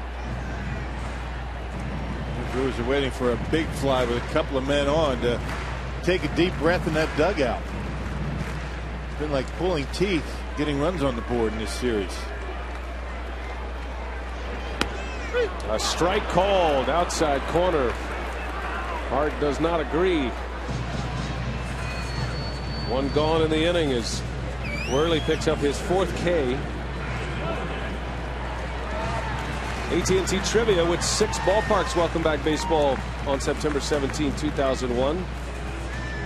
And it was Montreal Olympic Stadium, Veterans Stadium in Philadelphia, PNC Park, now AT&T Park in San Francisco, St. Louis, Denver, and Dodger Stadium.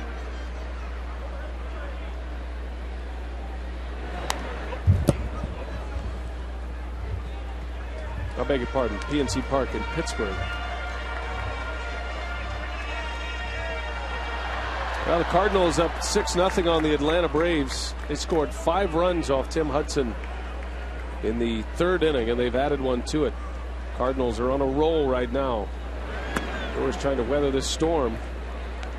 And again, they're in a position they don't have to worry about the Cardinals if they just start putting together some wins. But that has not happened. That is a balk called by Jerry Davis. Vance Worley balks on the mound. That's going to send Gallardo to third base with just 1 out. A little flinch with that arm, and that's all it took for Jerry Davis to notice.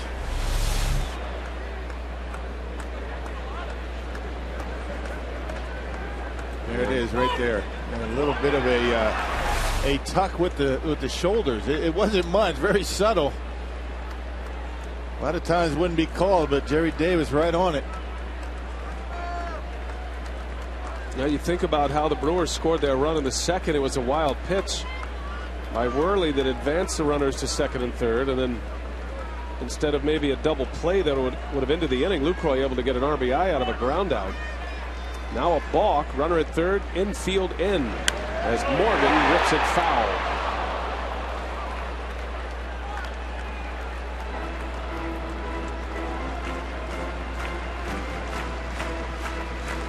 Niger says he's in his Sunday best when he wears the pant legs down to the shoe tops. Normally he's got the old school look, except on Sundays. And he's hoping that'll pick him up with a big hit as Worley comes back in there and just misses. Yeah, that's a tough pitch to lay off of. And we've talked about it all day, the fact that he starts it off the corner by design and then it catches the edge at the last minute. 2 balls, 2 strikes. Morgan into right, and that is going to be caught by Pence. Gallardo not tagging, and the Brewers cannot score. I'm not sure why Yo is running. I mean, there's no reason to run on that, because if it drops, you score easily anyway. Nice play once again. The Brewers with a line drive at a defender for the Phillies. These guys have a rabbit's foot in their back pocket.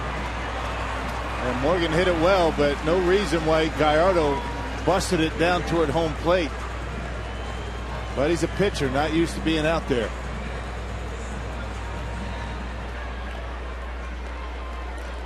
We'll see if Braun can cover it. Now 2 men are out.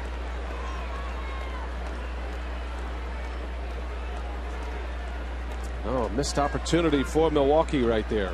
Good catch by Pence as Braun takes a ball.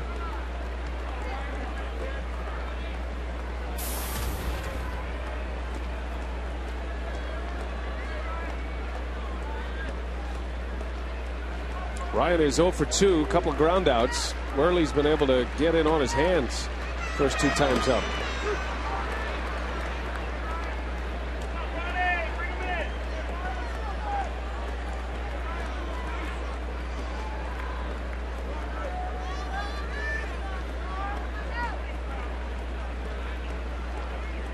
Braun sitting on 27 home runs for the year, 95 driven in.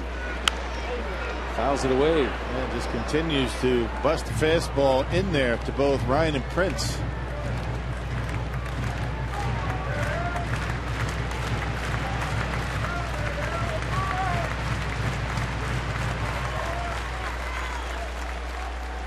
When your offense is down, you're slumping at the plate, you look to your superstars to try to pull you out of it. Got a runner at third with 2 away. And Worley back inside, misses. 2-2 the count. And Ryan Braun just not convinced that Worley's going to continue to pound the inside corner. You know, looking away and just misses that corner once again. Worley looked as though he wanted it.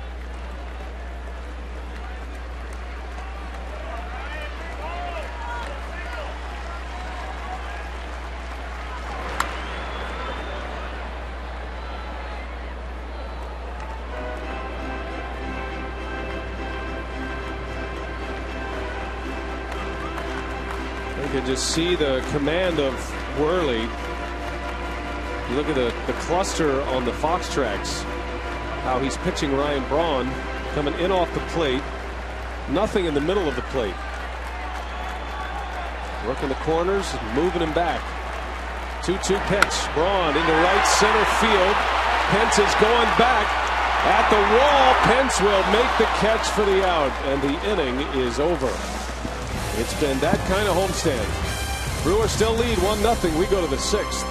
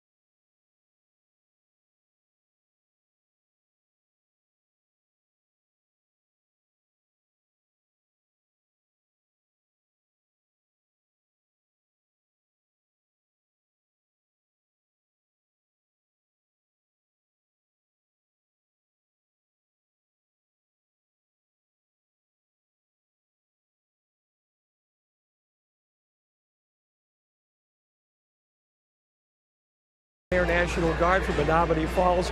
Bozeman's mate first class David Harrison. He is in the U.S. Navy Reserve, also from Menominee Falls, and they are both employees of Time Warner Cable. Gentlemen, we appreciate your time and your service to America.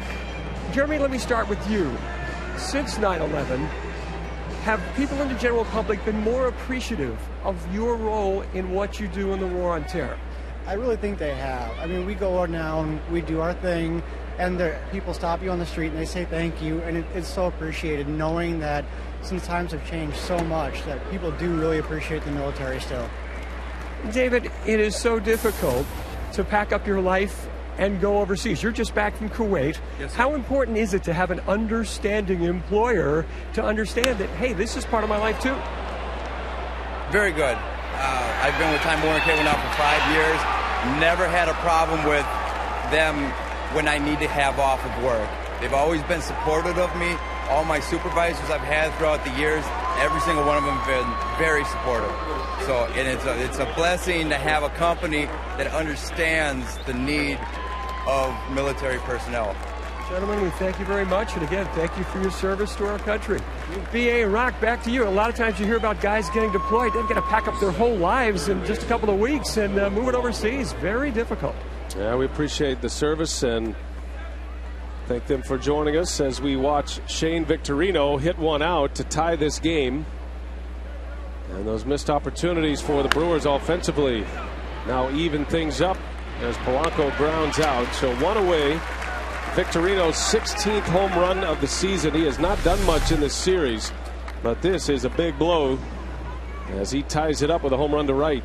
Yep, he left one. Did Gallardo one of the few mistakes that he's made today, and Victorino just able to get it out of the reach of Corey Hart.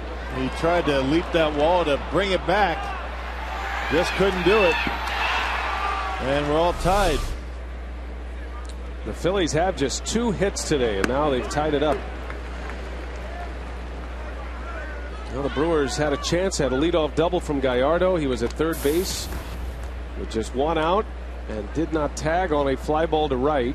Braun ends up flying out to the wall in right field. You just can't make mistakes against a team like the Phillies. I mean, that's an understatement. Everybody knows that, but you rob yourself of scoring opportunities. Had Gallardo tagged up, he would have scored. It would have been a 2-0 game. These guys, they will jump on you if you make mistakes or don't take advantage of chances. Pence chases one, and down he goes on strikes. Gallardo now with 10 Ks with 2 outs in the 6th inning. You can log on to FoxSportsWisconsin.com for Tyler Lockman's analysis of the Brewers-Phillies series on FoxSportsWisconsin.com. 2 outs, and it's Ryan Howard. Brewers will have Prince Fielder, Casey McGee, and Taylor Green coming up in the bottom of the 6th. The Braves have finally scored on the Cardinals against Jake Westbrook. Atlanta got a run in the 6th. They're still batting. 6-1 St. Louis at Busch Stadium. And remember, the Braves are the wild card leaders right now. Atlanta got swept by the Phillies in a 4-game series. They went and won a doubleheader in New York on Monday, or rather on Thursday, but in danger of getting swept by the Cardinals. Yeah, Cardinals are chasing the Braves for the wild card, and now the Brewers for the division. Cardinals are getting red hot, although they're hitting the road after today's game. Pittsburgh and Philadelphia. But again, shouldn't have to really too much worry about the Cardinals if the Brewers take care of their own business.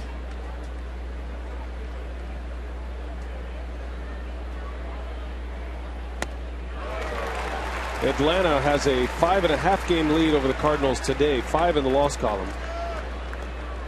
And the Brewers 5 ahead in the loss column in the Central Division, but the Brewers lead is 6 on St. Louis.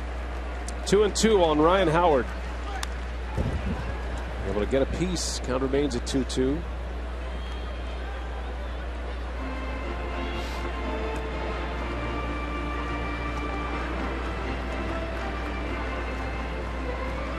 So far today, Howard 1 for 2 against Gallardo. He singled off of him in the 2nd. Giovanni struck him out in the 4th. 2-2 pitch. Didn't miss by much.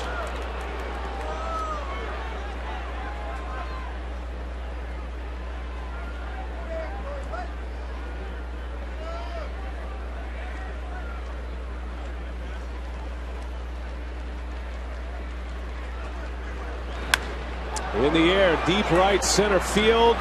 And Ryan Howard has given the Phillies the lead. 2-1 Philadelphia. Howard belts his 33rd home run of the season. A mistake with a fastball up and away, and Ryan Howard hammers that ball into the Toyota territory. My goodness. Well, it's a very close 2-2 pitch. Let's check it out. That ball up out over the plate, and Ryan Howard not going to miss many of those. That looked like a slider.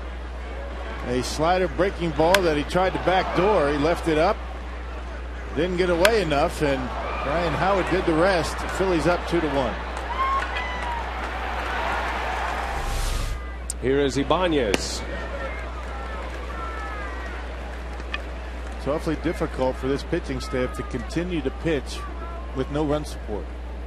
It makes it very tough.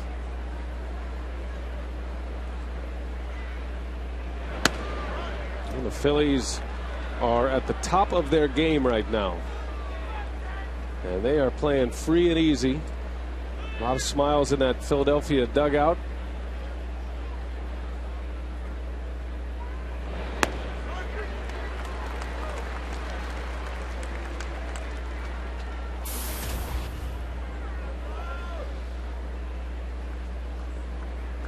One and two on Ibanez. The sellout crowd has gone quiet here at Miller Park. Two solo homers, Victorino and Howard. And the way the Brewers are swinging the bats, feels like a lot more than a one-run deficit at this point.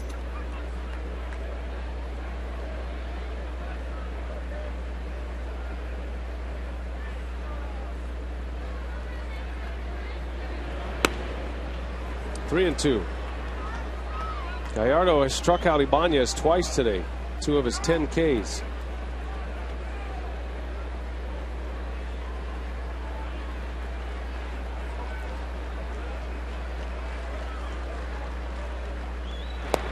And down he goes again. So the inning is over. Giovanni with 11 strikeouts, but Victorino and Howard give the Phillies the lead. Solo homers. 2-1 Philadelphia. We go to the bottom of the 6th.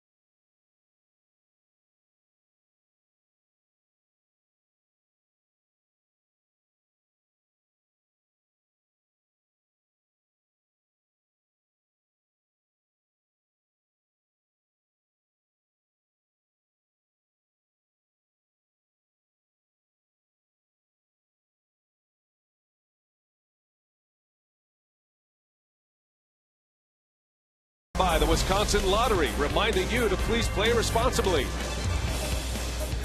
By Airtran, go, there's nothing stopping you. And by the Miller Lite Vortex bottle, taste greatness. And this copyrighted telecast is presented by authority of the Brewers. It may not be reproduced or retransmitted in any form, and the accounts and descriptions of this game may not be disseminated without the express written consent of the Mini Polish and the Milwaukee Brewers. A nosedive for the little man. The Mini Polish. Down he goes. It's good Pete Rose, though. Yeah. You love the effort, don't you? Great effort. Max effort. 2-1 Phillies. Fielder will lead off. Brewers need to turn the worm here at Miller Park. Offensively, Milwaukee with a run on 4 hits. They have not had multiple hits in any inning so far. They have had a base runner in every inning. They've stranded 5 thus far. Vance Worley continuing his great run. His fielder swings through it, and it's a ball and a strike.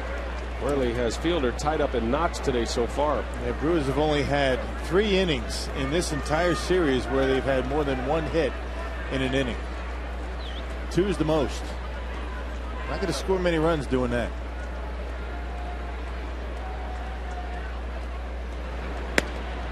In there again. He has spotted that fastball on that side of the plate all day, and the Brewers just cannot pull the trigger.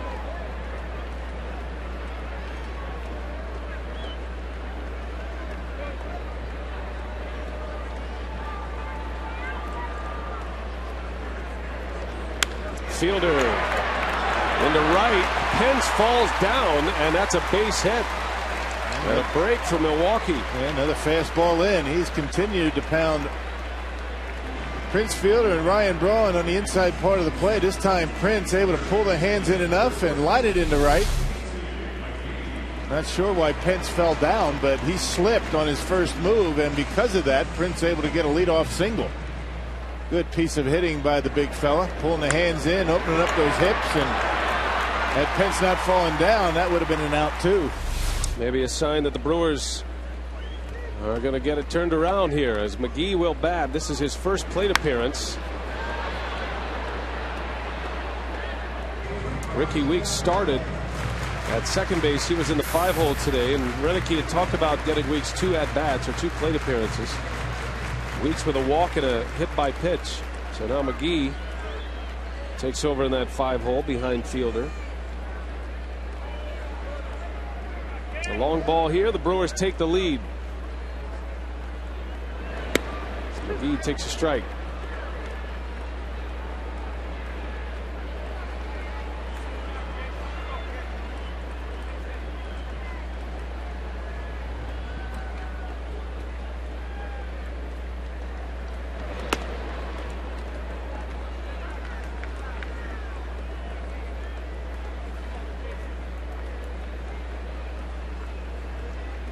McGee with 12 home runs, 66 driven in. Got a runner at first, nobody out, and Worley strikes him out. Casey McGee goes down looking. 5th strikeout for Vance Worley. As part of our Fox Sports Supports charitable initiative, we are proud to wear these pins during our 2011 MLB on Fox Sports Wisconsin season to support Stand Up to Cancer and their work to fund groundbreaking research that helps accelerate treatment to patients. For more information, please visit standuptocancer.org/Fox Sports. Here's Taylor Green now with Fielder at first. A little soft fly ball to Orr. 2 outs. It's amazing how Worley continues to pound the inside part of the plate with a fastball that has basically topped out at 92 miles an hour. And he continues to jam the Brewers hitters. Not convinced that he's going to stay in there. They're looking away, and Worley hasn't made any mistakes out over the plate on any attempt on the inside corner. And one of the reasons perhaps why he's 11-1. Which is the most wins he has ever posted in a season. Even as a minor leaguer, his best year in the minor leagues, a 10-win season last year. He got a cup of coffee with the Phillies last year, made 5 appearances, 2 starts. But never showed this kind of success in the minor leagues. He was a good pitcher in the minor leagues, but not the dominating pitcher that he has been with the Phillies this year. 11-1 and a 2.85 ERA to start the play.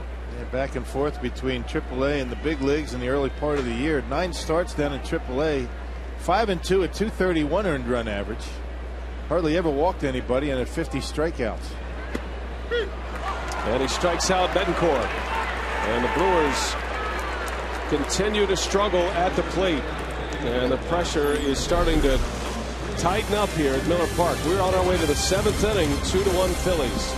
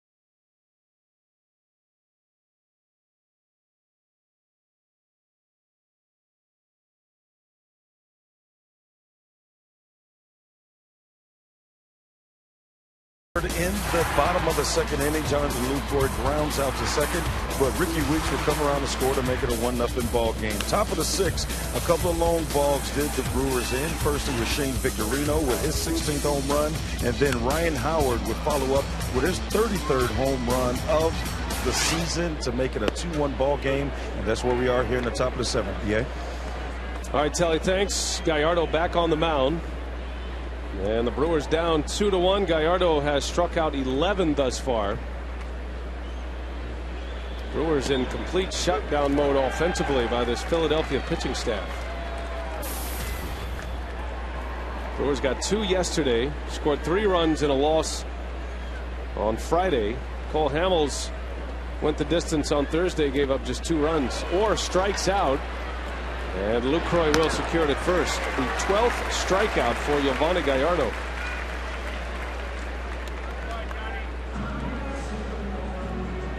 Get your tickets now for Brewers on Deck, presented by Time Warner Cable, Sunday, January 29th at the Frontier Airlines Center.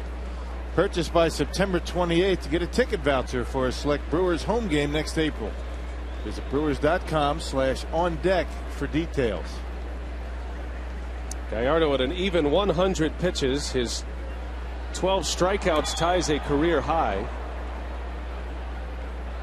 It's the 4th time in his career he has struck out 12. Last time he did it was 2 years ago, July of 2009. It was one of his best starts of the year, no doubt. I mean, you hold this offense to 2 runs, a couple of solo shots, you're doing a good job. It was a good start last night by Randy Wolf. Only allowed 2 runs. Gallardo's season high for strikeouts, 10 prior to today's game. Did it on a couple of occasions.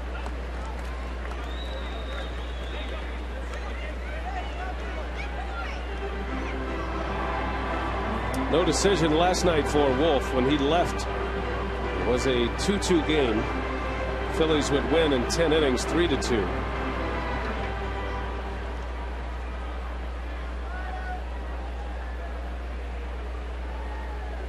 Two balls and a strike on Schneider, and he lifts one in the air. Foul territory. Lucroy will give it a look at the rail, and it's McGee who comes in and makes the play. Casey McGee for the out, the second out of the inning.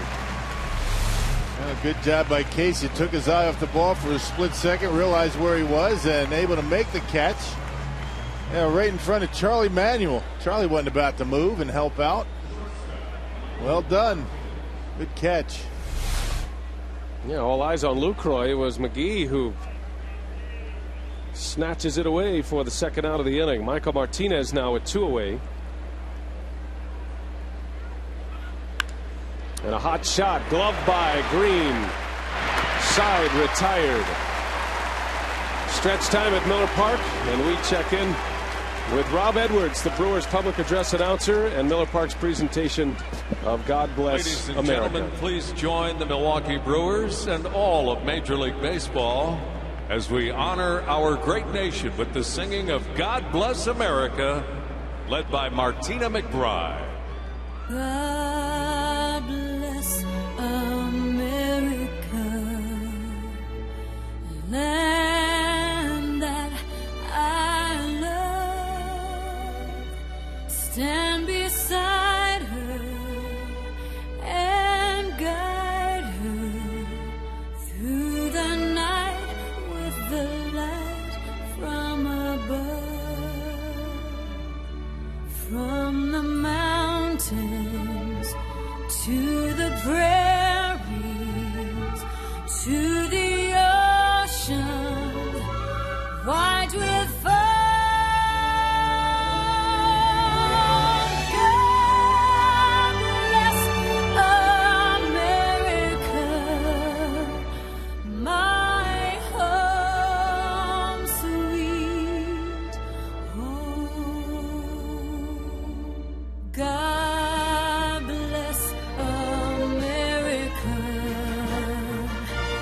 land that I love. Stand beside her and guide her through the night with the light from above. From the mountains to the prairies, to the oceans, wide with foam.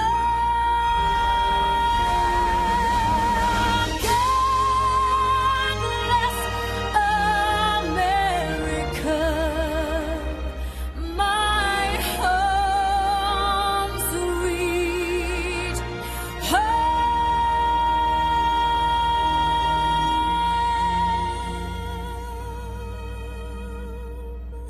God bless America.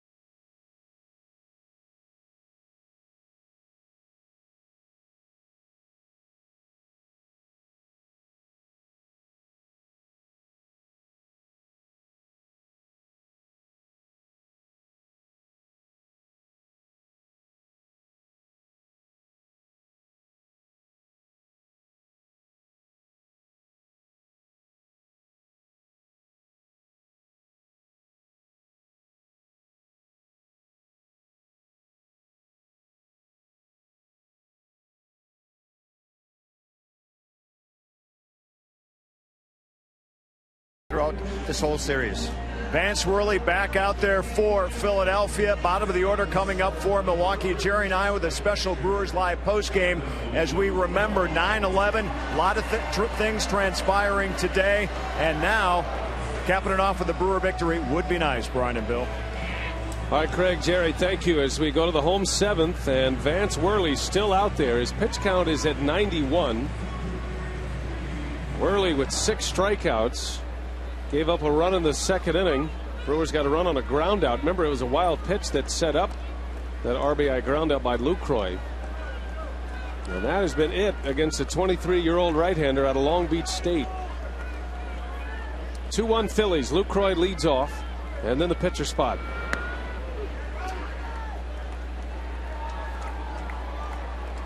Francisco Rodriguez preparing for the 8th. Gallardo done after 7 innings. He'll be pinch hit for. And right now, Renicky has George Kataris in the on-deck circle. I can't say enough about the job for Yo. I agree with Jerry Augustine. I mean, there's not much more you can expect out of your starting pitcher than what Gallardo gave you today. A couple of solo home runs, and ordinarily that's not going to beat you at Miller Park. 2 runs in 7 innings, only 3 hits. And Lucroy strikes out. 7th strikeout for Vance Worley. He is pitching out of the rocking chair right now, making it look easy. And he struck out 3 of the last 4 hitters. Slider's starting to be much better for Worley. He was hanging it early in the ball game, but there's a good one down and away.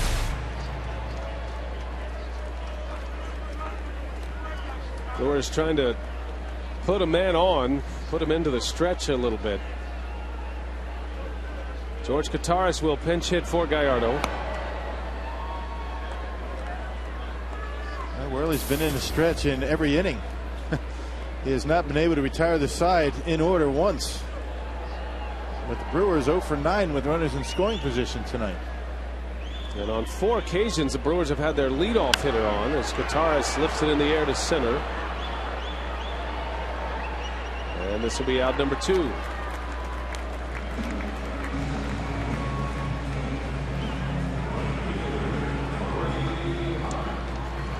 Vance Worley, as advertised. Phillies have not lost a game that he's pitched in since mid-June. June 18th, the last time the Phillies lost a game that he started. Worley hasn't lost a game since May 29th against the Mets.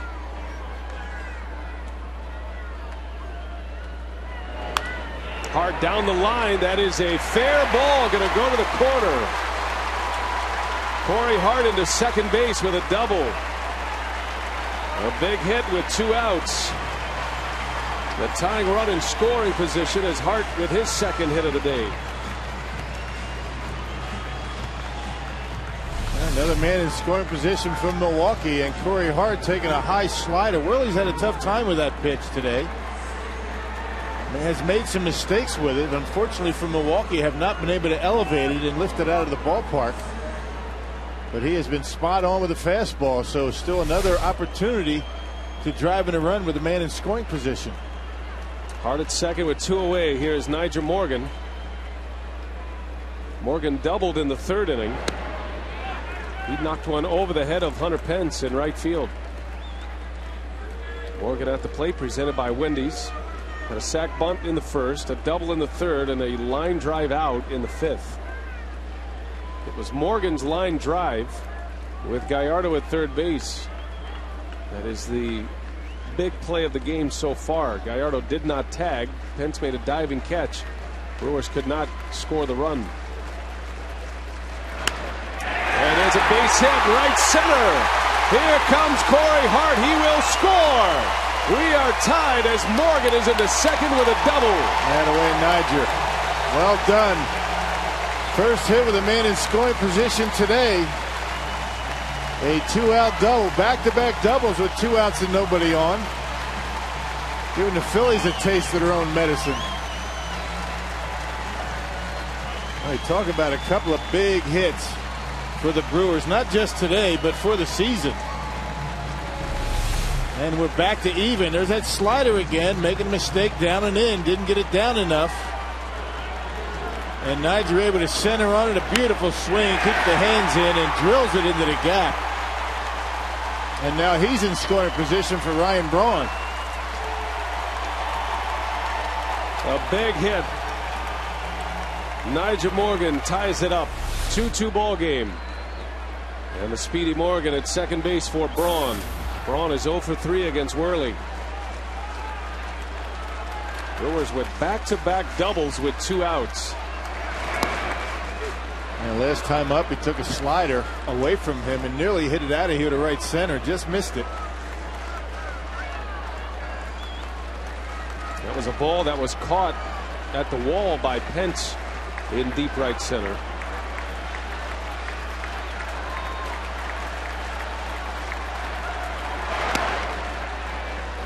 The one thing is good about tying it up, you're not going to have to hang a loss on Yovani Gallardo. And if Ryan Braun's able to come through here, yeah, give him a win. If the Brewers are able to hold on. Brewers have Francisco Rodriguez ready in the bullpen. He'll have the 8th. Braun trying to give him a chance to pitch with a lead. Got Fielder coming up next. And Braun down the right field line. That ball's well hit. Pence on the run. He looks up. Fair or foul? Foul ball. Just missed it. That's the way it's been going, hasn't it? I mean, that's a microcosm of this series for Milwaukee. It's been happening for 4 games now. Just missed.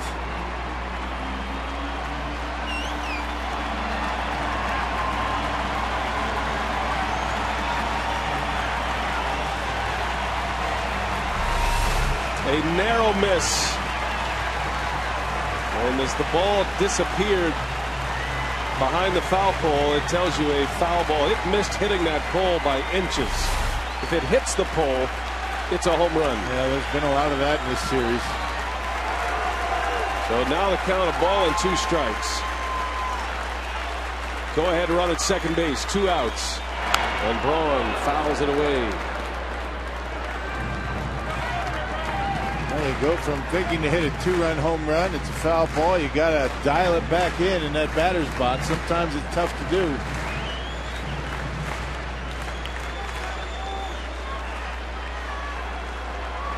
Braun has had a great knack for the dramatic moment. Almost had one right there. Can he pull another one out? The 1-2. Braun takes a ball, not by much. Wow. Yikes. Boy, that is a tough pitch to take. Worley came inside once again. I'm not sure where it missed. And Worley wanted that one. I don't blame him. 2-2.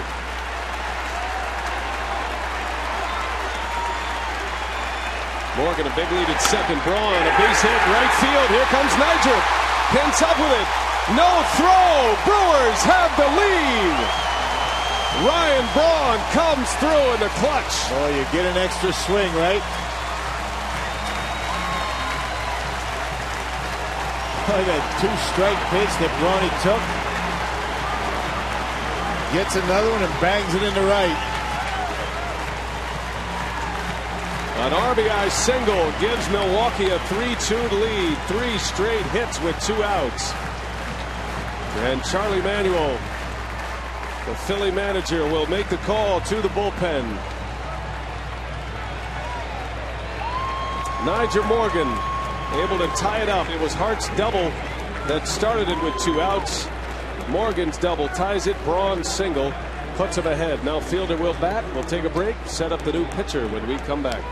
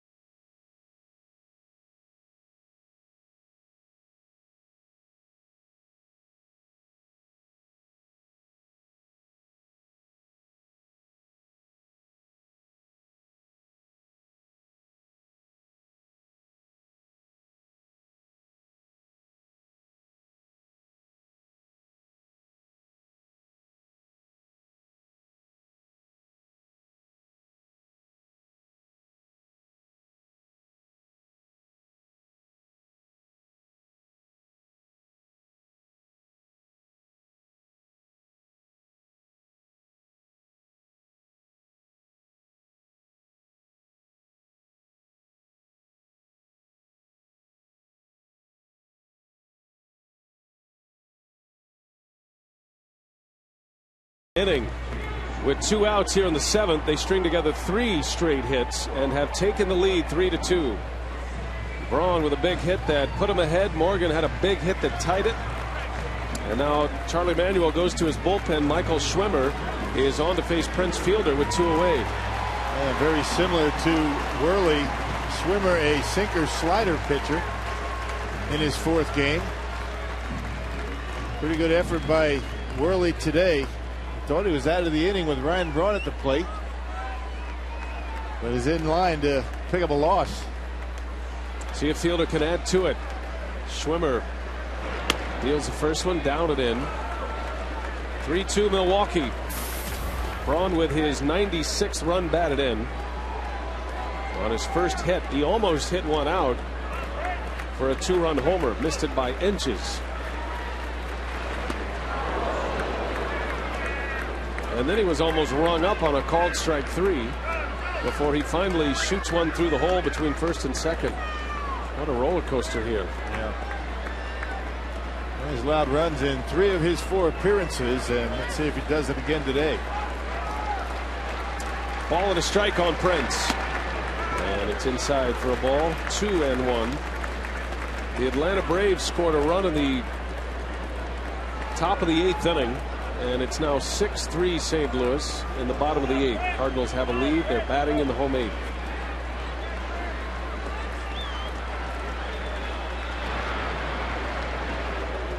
The Brewers have been stuck on a magic number of 11 since Monday.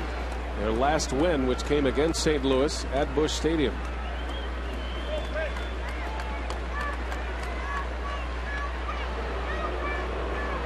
Well, it looked like Braun wanted to run there. A little bit late getting back, and Ryan Howard didn't even bother placing a tag on Brawny.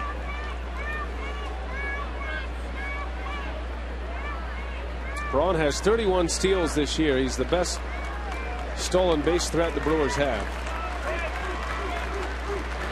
This Fielder swings and misses. Schwimmer took a little off.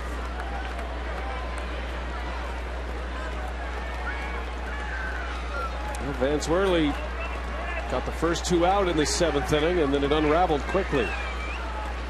2 doubles and a single. The Brewers have the lead. 2-2 to Prince. Down he goes. Fielder strikes out. The inning is over, but Milwaukee gets a couple of big hits. Morgan and Braun. 3-2 Brew Crew.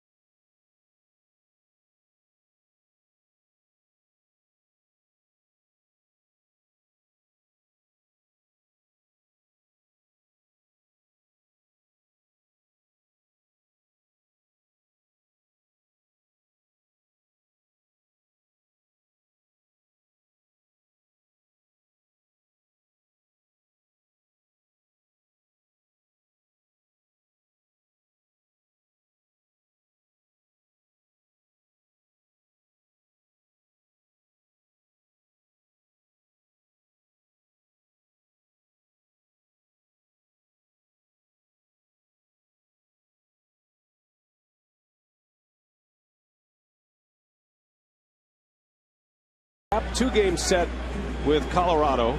And the pitching matchups, it'll be Zach Greinke against Esmiel Rogers and Sean Markham against Kevin Millwood. Millwood now rocky and pitching well. So the final 2 games of the homestand. The Brewers are where they want to be. They have a lead in the 8th inning. Francisco Rodriguez will come on to pitch. K-Rod will have the 8th. John Axford the 9th. That has been the recipe for success for the Brewers. And K-Rod hasn't allowed a run in his last 8 appearances as Craig Counsell takes over at second base. Tossed a scoreless 8th inning last night. Ross Gload is the pinch hitter for the Phillies. At the pitcher spot at the plate here, and Gload fouls it away. The Brewers get 2 runs with 2 outs in the 7th. They do to the Phillies what Philadelphia has been doing to the Brewers all series long, coming up big with 2 outs. And very fitting that Yovani Gallardo is in line for a win. The way he pitched, he deserved it. Got a chance to win his 16th game. He's 15-10 currently. Gload, a base hit. This guy's been some kind of pinch hitter for the Phillies this year. He leads all of baseball in pinch hits. That is his 18th. And he is now 4 shy of a Philadelphia franchise record, which is at 22, set by Greg Dobbs in 08. So the Phillies put the tying run on. Gload will be pinch run for. John Mayberry will run. It's about the biggest pinch runner I've ever seen.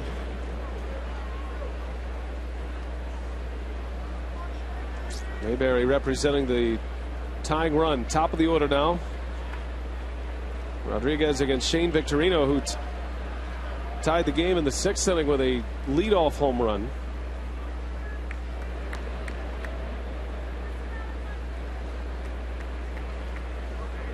Philly's a little bit banged up on the bench. They didn't really want to use Jimmy Rollins, although they had to use him yesterday. Valdez with a bit of a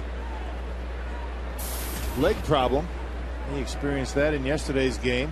You had Balker, a lefty, Francisco, and Carlos Ruiz. I guess that's why Mayberry's the pinch runner. Mayberry starts, then stops, and the pitch is up high for a ball. That's one area teams can exploit on Francisco Rodriguez, the running game. It takes a while to unload it. Does a lot of off-speed stuff. It did it last night.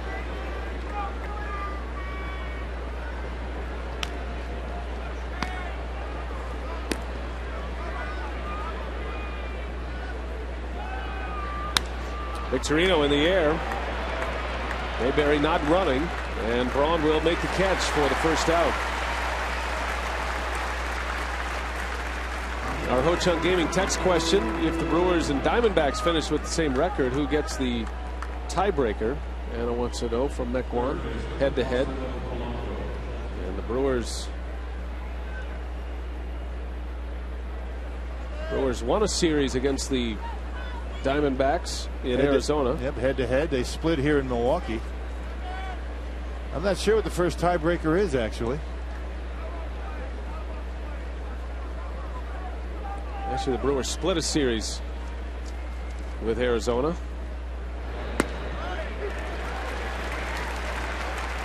Placido Polanco. One gone with a runner at first. K-Rod looking for a double play ball here. Polanco hit a game-tying home run yesterday.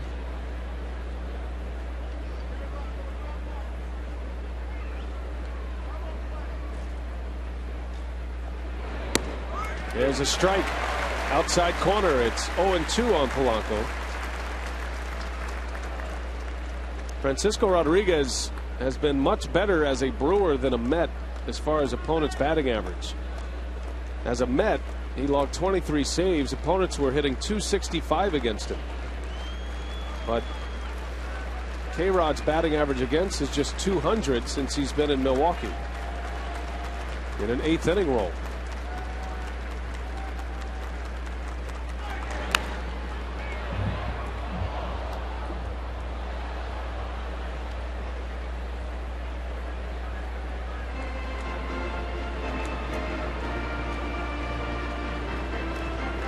Phillies a familiar opponent to Francisco Rodriguez, pitching in the National League East the last couple of seasons. In the unbalanced schedule, number of games with Philadelphia. No balls, 2 strikes. Polanco, an opposite field hitter.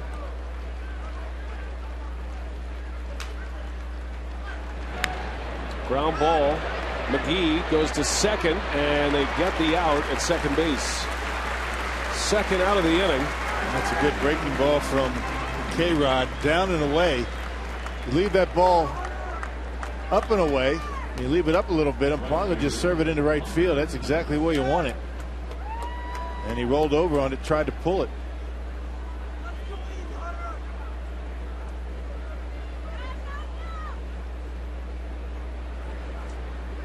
Now the Phillies have the tying run at first still with Hunter Pence coming up.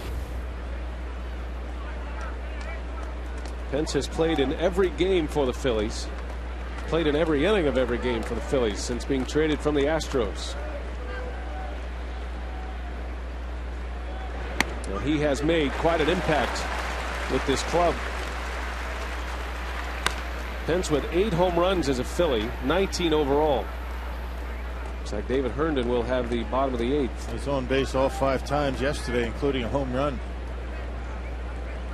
Tough out. Of course, so is the guy on deck. 3-2 Brewers, 2 outs. K-Rod against Hunter Pence. Swing and a miss. 0-2 the count on Pence.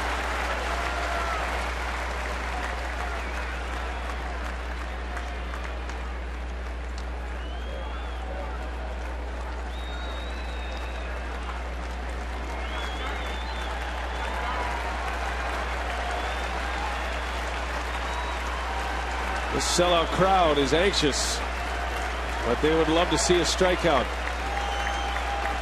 Brewers scored 2 in the 7th to take the lead. K-Rod trying to hold it. 0-2 pitch. Missed with a fastball. Pence chased a high fastball in the 6th inning, and Gallardo struck him out. Yeah, good spot for that waste pitch, up and in. Looks like Pence was cheating a little bit and almost couldn't hold up.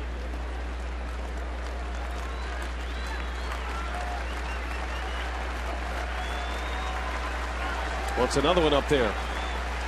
Dangerous pitch. Got to put it in the right spot. The 1-2. And it's away. 2 balls, 2 strikes.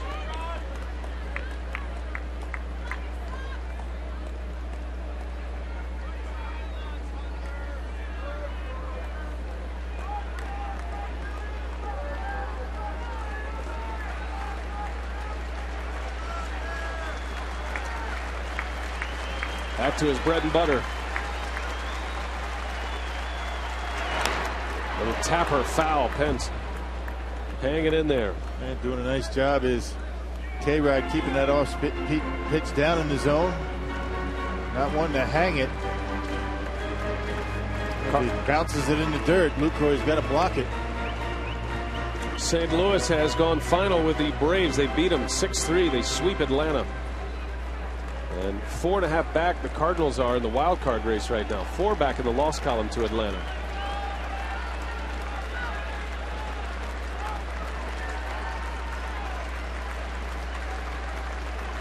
(3-2) Brewers here at Miller Park. 2-2. Down in the dirt. Good block by Lucroy. Well, the outfield's got to go back, and you know Polanco is going to get a head start. 3-2 and 2 outs. Cut off those gaps. Anything to the wall is probably going to score a run. A good battle by Hunter Pence here.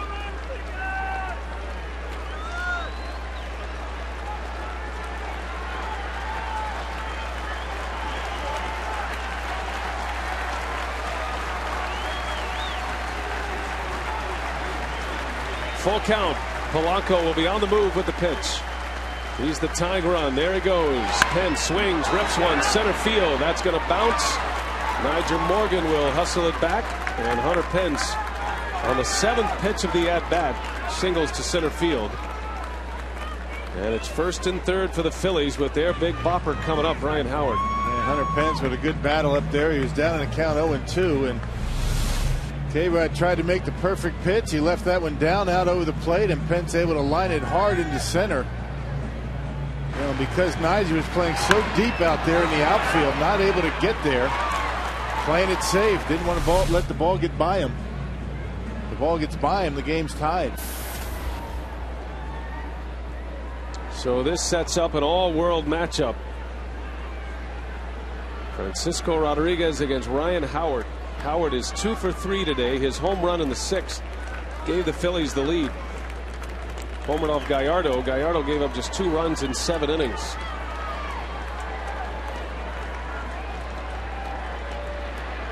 He stands so far from the plate, you think you got a lot of room to work with until he lets the bat go. I don't think anybody covers the plate as well as Ryan Howard with those long arms. Well, you got to get in on his hands. That's what Axford was able to do in yesterday's ball game, but you leave it out over the plate like Markham did a couple of days ago, he'll hit it into the seats. And you determine how far a guy is away from the plate based on his back foot. It's not the front foot, because that front foot's going to close toward home plate while the pitch is on its way.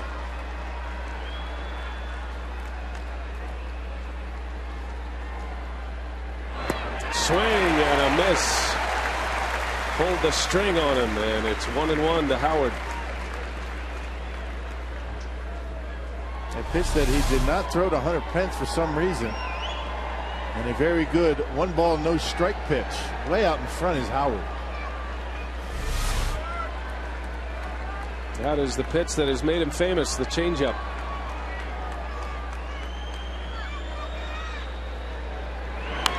Howard fouls it back. Able to get a fastball by him. And it's a ball and 2 strikes.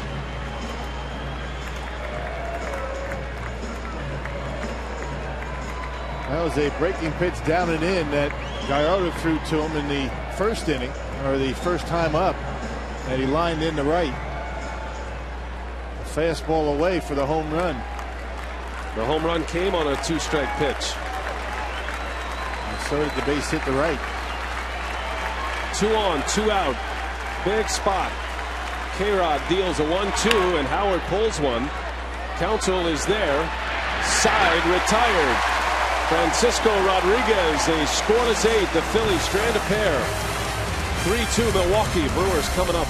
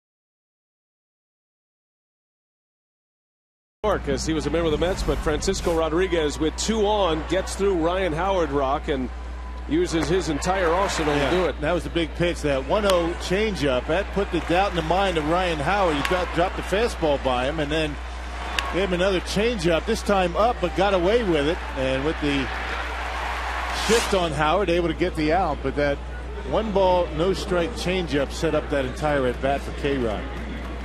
K-Rod, another scoreless 8th inning, and that'll set the stage for Axford. See if the Brewers can add to their lead. It's 3-2. And the new pitcher for the Phillies is David Herndon. He's putting up pretty good numbers. Typically pitching in losing scenarios when the Phillies are down, as McGee pulls one foul and out of play.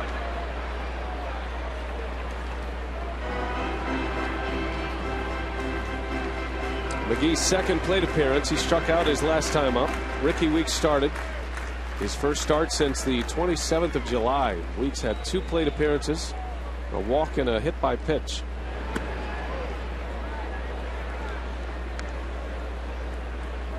Brewers will have a day off tomorrow. That'll be a big day for Weeks to see how he responds to playing in the game with the full adrenaline in play. And then back at it Tuesday, and you're likely to see Weeks back in the starting lineup.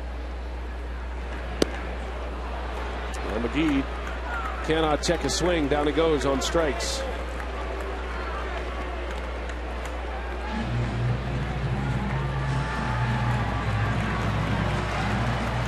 Cardinals winning the series, actually sweeping the Atlanta Braves. Jason Mott got the save today. Westbrook beat Tim Hudson. So St. Louis has won 5 in a row now, as Craig Counsell will bat for the first time. A win today for the Brewers would drop their magic number to 10. A combination of a Brewers win or a Cardinals loss. It takes you down to 0, means a division title. Brewers have 15 games remaining, including today. Yeah, Cardinals had a pretty good homestand, didn't they? It was a nice long homestand at that. Right. Didn't start off all that pretty for St. Louis. They dropped 2 out of 3 to the Reds. Lost the first game against the Brewers, and they haven't lost since. Well, they hit the road to Pittsburgh and 4 in Philadelphia as John Axford gets ready to close this one out.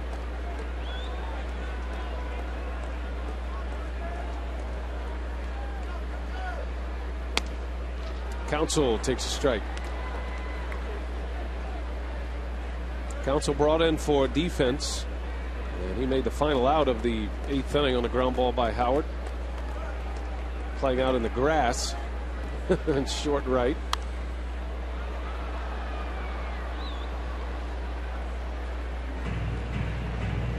Axford will deal with Raul Ibanez, Pete Orr, and Brian Schneider scheduled to hit.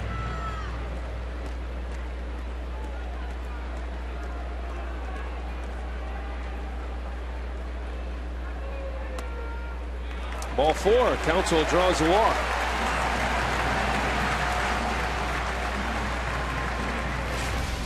Base runner with 1 out. Our Powerball home run count for the year. The Brewers have hit 160 home runs. Fielder leads the way with 31. Braun second on the club with 27. It's going to be interesting to see how many home runs Ricky Weeks will end up now that he's back in the starting lineup. He has 19 this season.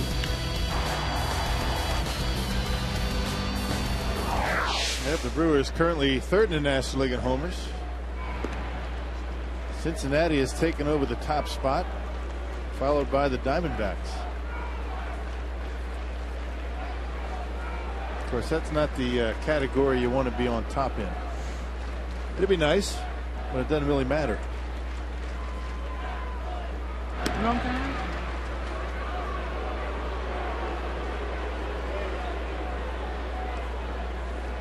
Counsell with a pinch hit walk.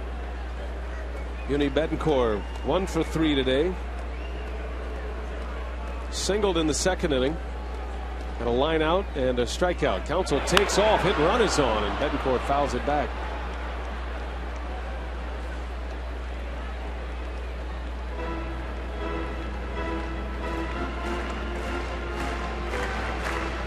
Trying anything you can to open up a hole and get things going. You get Counsell in motion. Maybe stay out of that double play and maybe grab a first and third.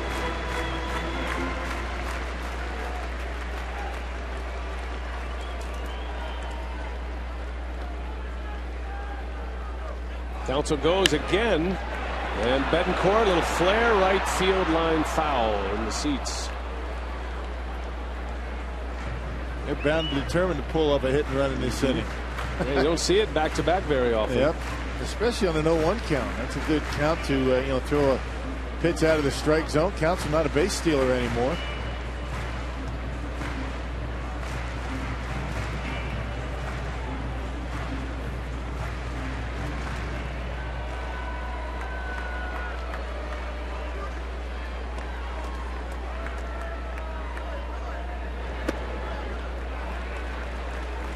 Herndon throws a lot of sliders. That's his pitch.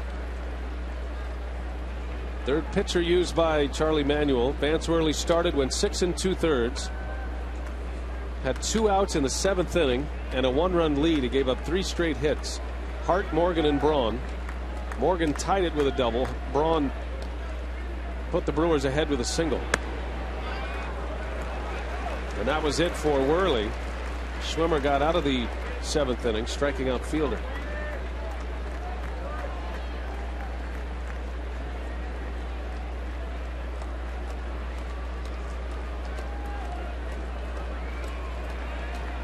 Two balls, 2 strikes on the Brewers shortstop. Counsell at first. He's tough. A lot of breaking balls to Betancourt for strikes. The fastballs for show. But he's hanging in there in this at bat.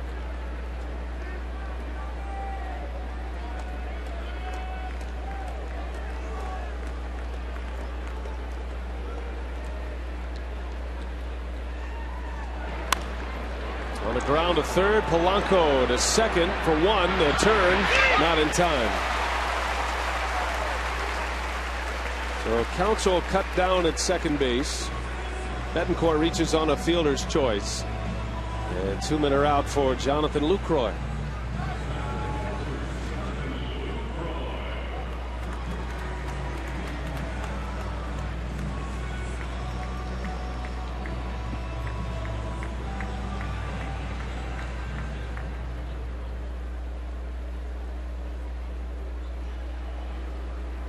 Lucroy is hitless today, but he did drive in a run with a ground out in the 2nd inning. Put the Brewers on the board first. A couple of strikeouts on his card since.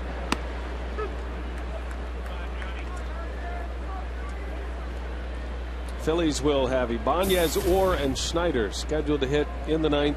Axford getting ready in the bullpen for Milwaukee.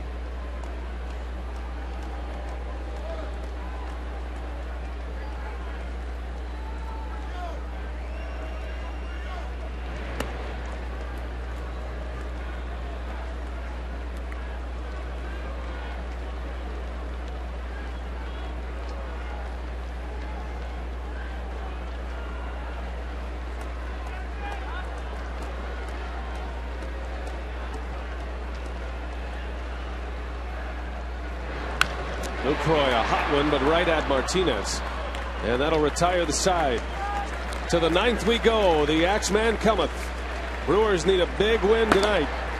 They've lost 5 straight. They'll turn it over to their hammer in the bullpen to try to finish it off. 3-2 Milwaukee.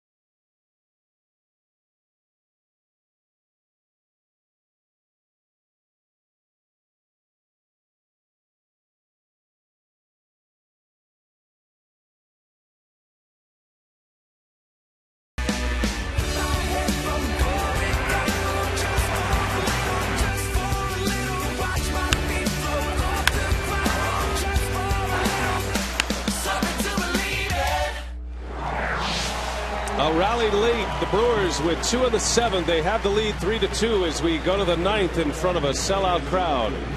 Over 42,000 on hand to see this one, the 32nd sellout of the year. And with a 1-run lead to protect, John Axford is on the mound. 41 saves in 43 tries. The last blown save he had was against the Phillies in mid-April. Yeah, pitched a scoreless inning last night, but before that had not appeared in the game since Monday. That was in St. Louis. Raul Ibanez leads off. Axford deals him a strike. Cardinals have won today. They beat the Braves 6-3, sweeping that series from Atlanta. And the Brewers trying to win to stay 6 games up on the Redbirds. Swing and a miss. 0-2 the count. Ibanez with a big hack. At 96 with a fastball for the Axeman. No, he's juiced up here tonight or this afternoon. 0-2. Ibanez has struck out 3 times today. Hey, got to figure that appearance in last night's ball game had to do him some good. It's been a while. 4 days for Axford. You hate to have your closer down in the bullpen doing nothing for that long. Gave up a hit, had a strikeout yesterday. And down goes Ibanez. A 4-strikeout game for the Philly left fielder. And Axford with a first out of the 9th inning. Yep, 13th strikeout of the game for the Phillies. Yep, 1-2. Why throw him a strike? He throws it about head high, and Ibanez goes for it. Gallardo struck out 12, tying a career high. Now Axford with a K. 13 strikeouts against Phillies hitters this afternoon. And there's a base hit back up the middle. Pete Orr on the first pitch singles, and the Phillies have the tying run aboard, and they'll bring the go-ahead run to the plate. And Charlie Manuel has a former MVP on his bench to call on. Jimmy Rollins is going to come on and hit. Yep, he's been on the disabled list for quite some time. He did get an at-bat in last night's ball game. That was in the 10th inning. A ground out to short. So it's been a while since Rollins has been in the starting lineup.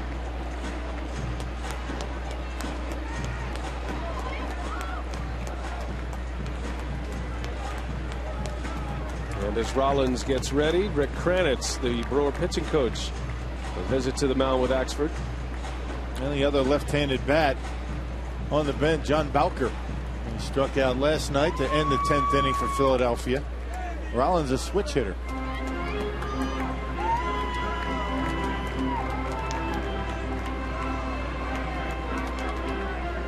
So Axford against Jimmy Rollins. Been slowed by a groin injury this year. Rollins numbers 14 homers, 58 runs batted in. Rollins has played in 122 games this season.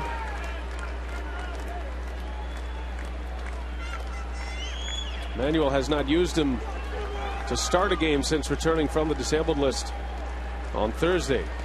But he has used him to hit, and he's up in a big spot as Axford drops a hammer on him for strike 1. Ordinarily not a guy you would think you could turn 2 on, but right now with that leg injury, not 100%. You've got a shot. Rollins missed 3 weeks with that groin injury.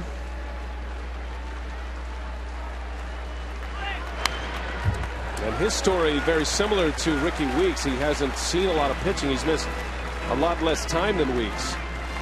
But for a big league hitter to not be in the wheel every day, it's tough to come back and get right back into the flow offensively. Especially when you're facing 97 miles an hour.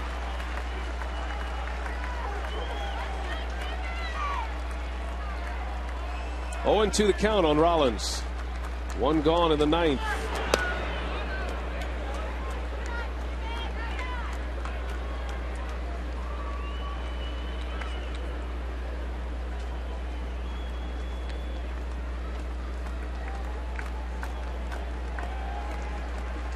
We saw Rollins yesterday. He grounded out, hit it sharply to short.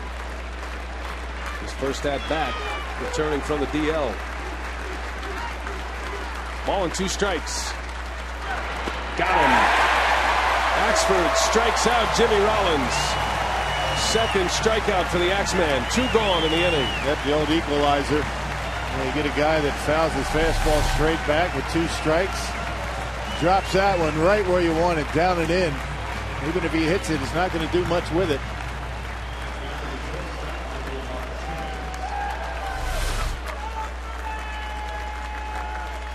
And the Phillies' last hope is switch hitter Michael Martinez.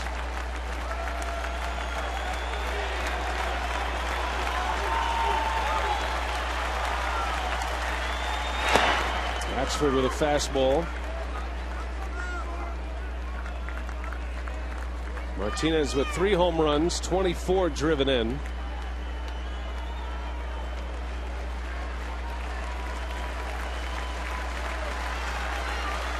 He's had some big hits for the Phillies.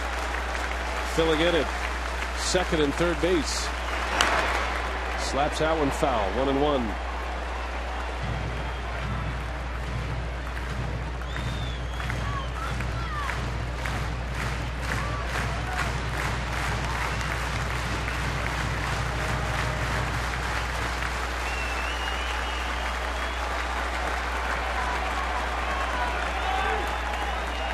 Martinez is 0 for 3 today.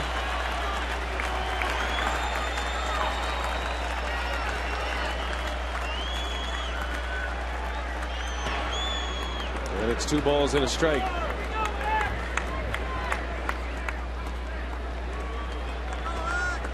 Brewers trying to snap a 5-game skid. They've lost 6 straight games at Miller Park. That could all end with 1 more out. Tying run at first. And it's 3 balls and a strike.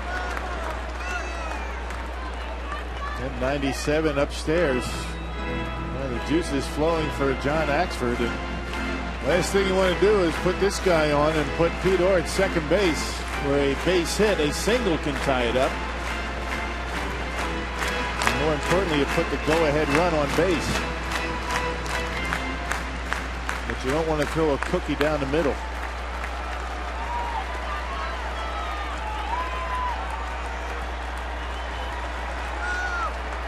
Three balls and a strike. Axford delivers, and a fly ball foul. That's going to slice into the seats. And the count goes full. Axford made the pitch that he needed to get back in the count. Now Pete Orr at first base will get a head start. 3-2 with 2 outs.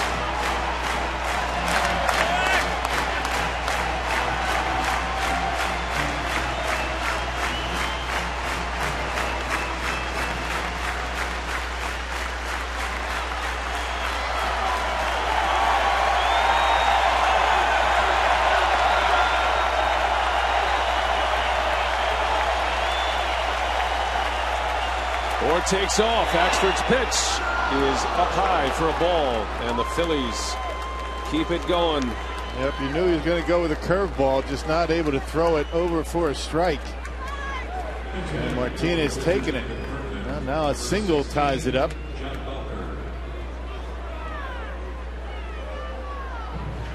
Ninth inning leads at Miller Park this year, almost a given. But the way things have gone lately, some anxiety flowing through this sellout crowd at Miller Park. Axford with 2 on, 2 out. John Bowker coming off the bench. Bowker has just 20 big league at bats this year. He's 4 for 20. Phillies got him from the Pirates. He spent most of the year in AAA with Pittsburgh.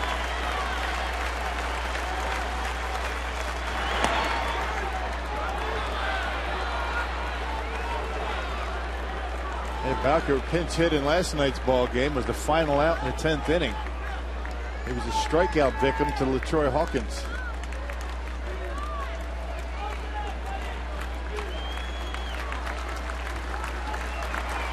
Tying run at second. Go ahead run at first.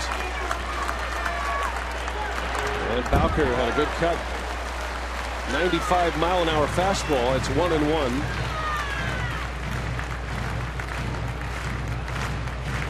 After striking out Rollins, Axford having a tough time locating his curveball, making the fastball a little bit easier to hit.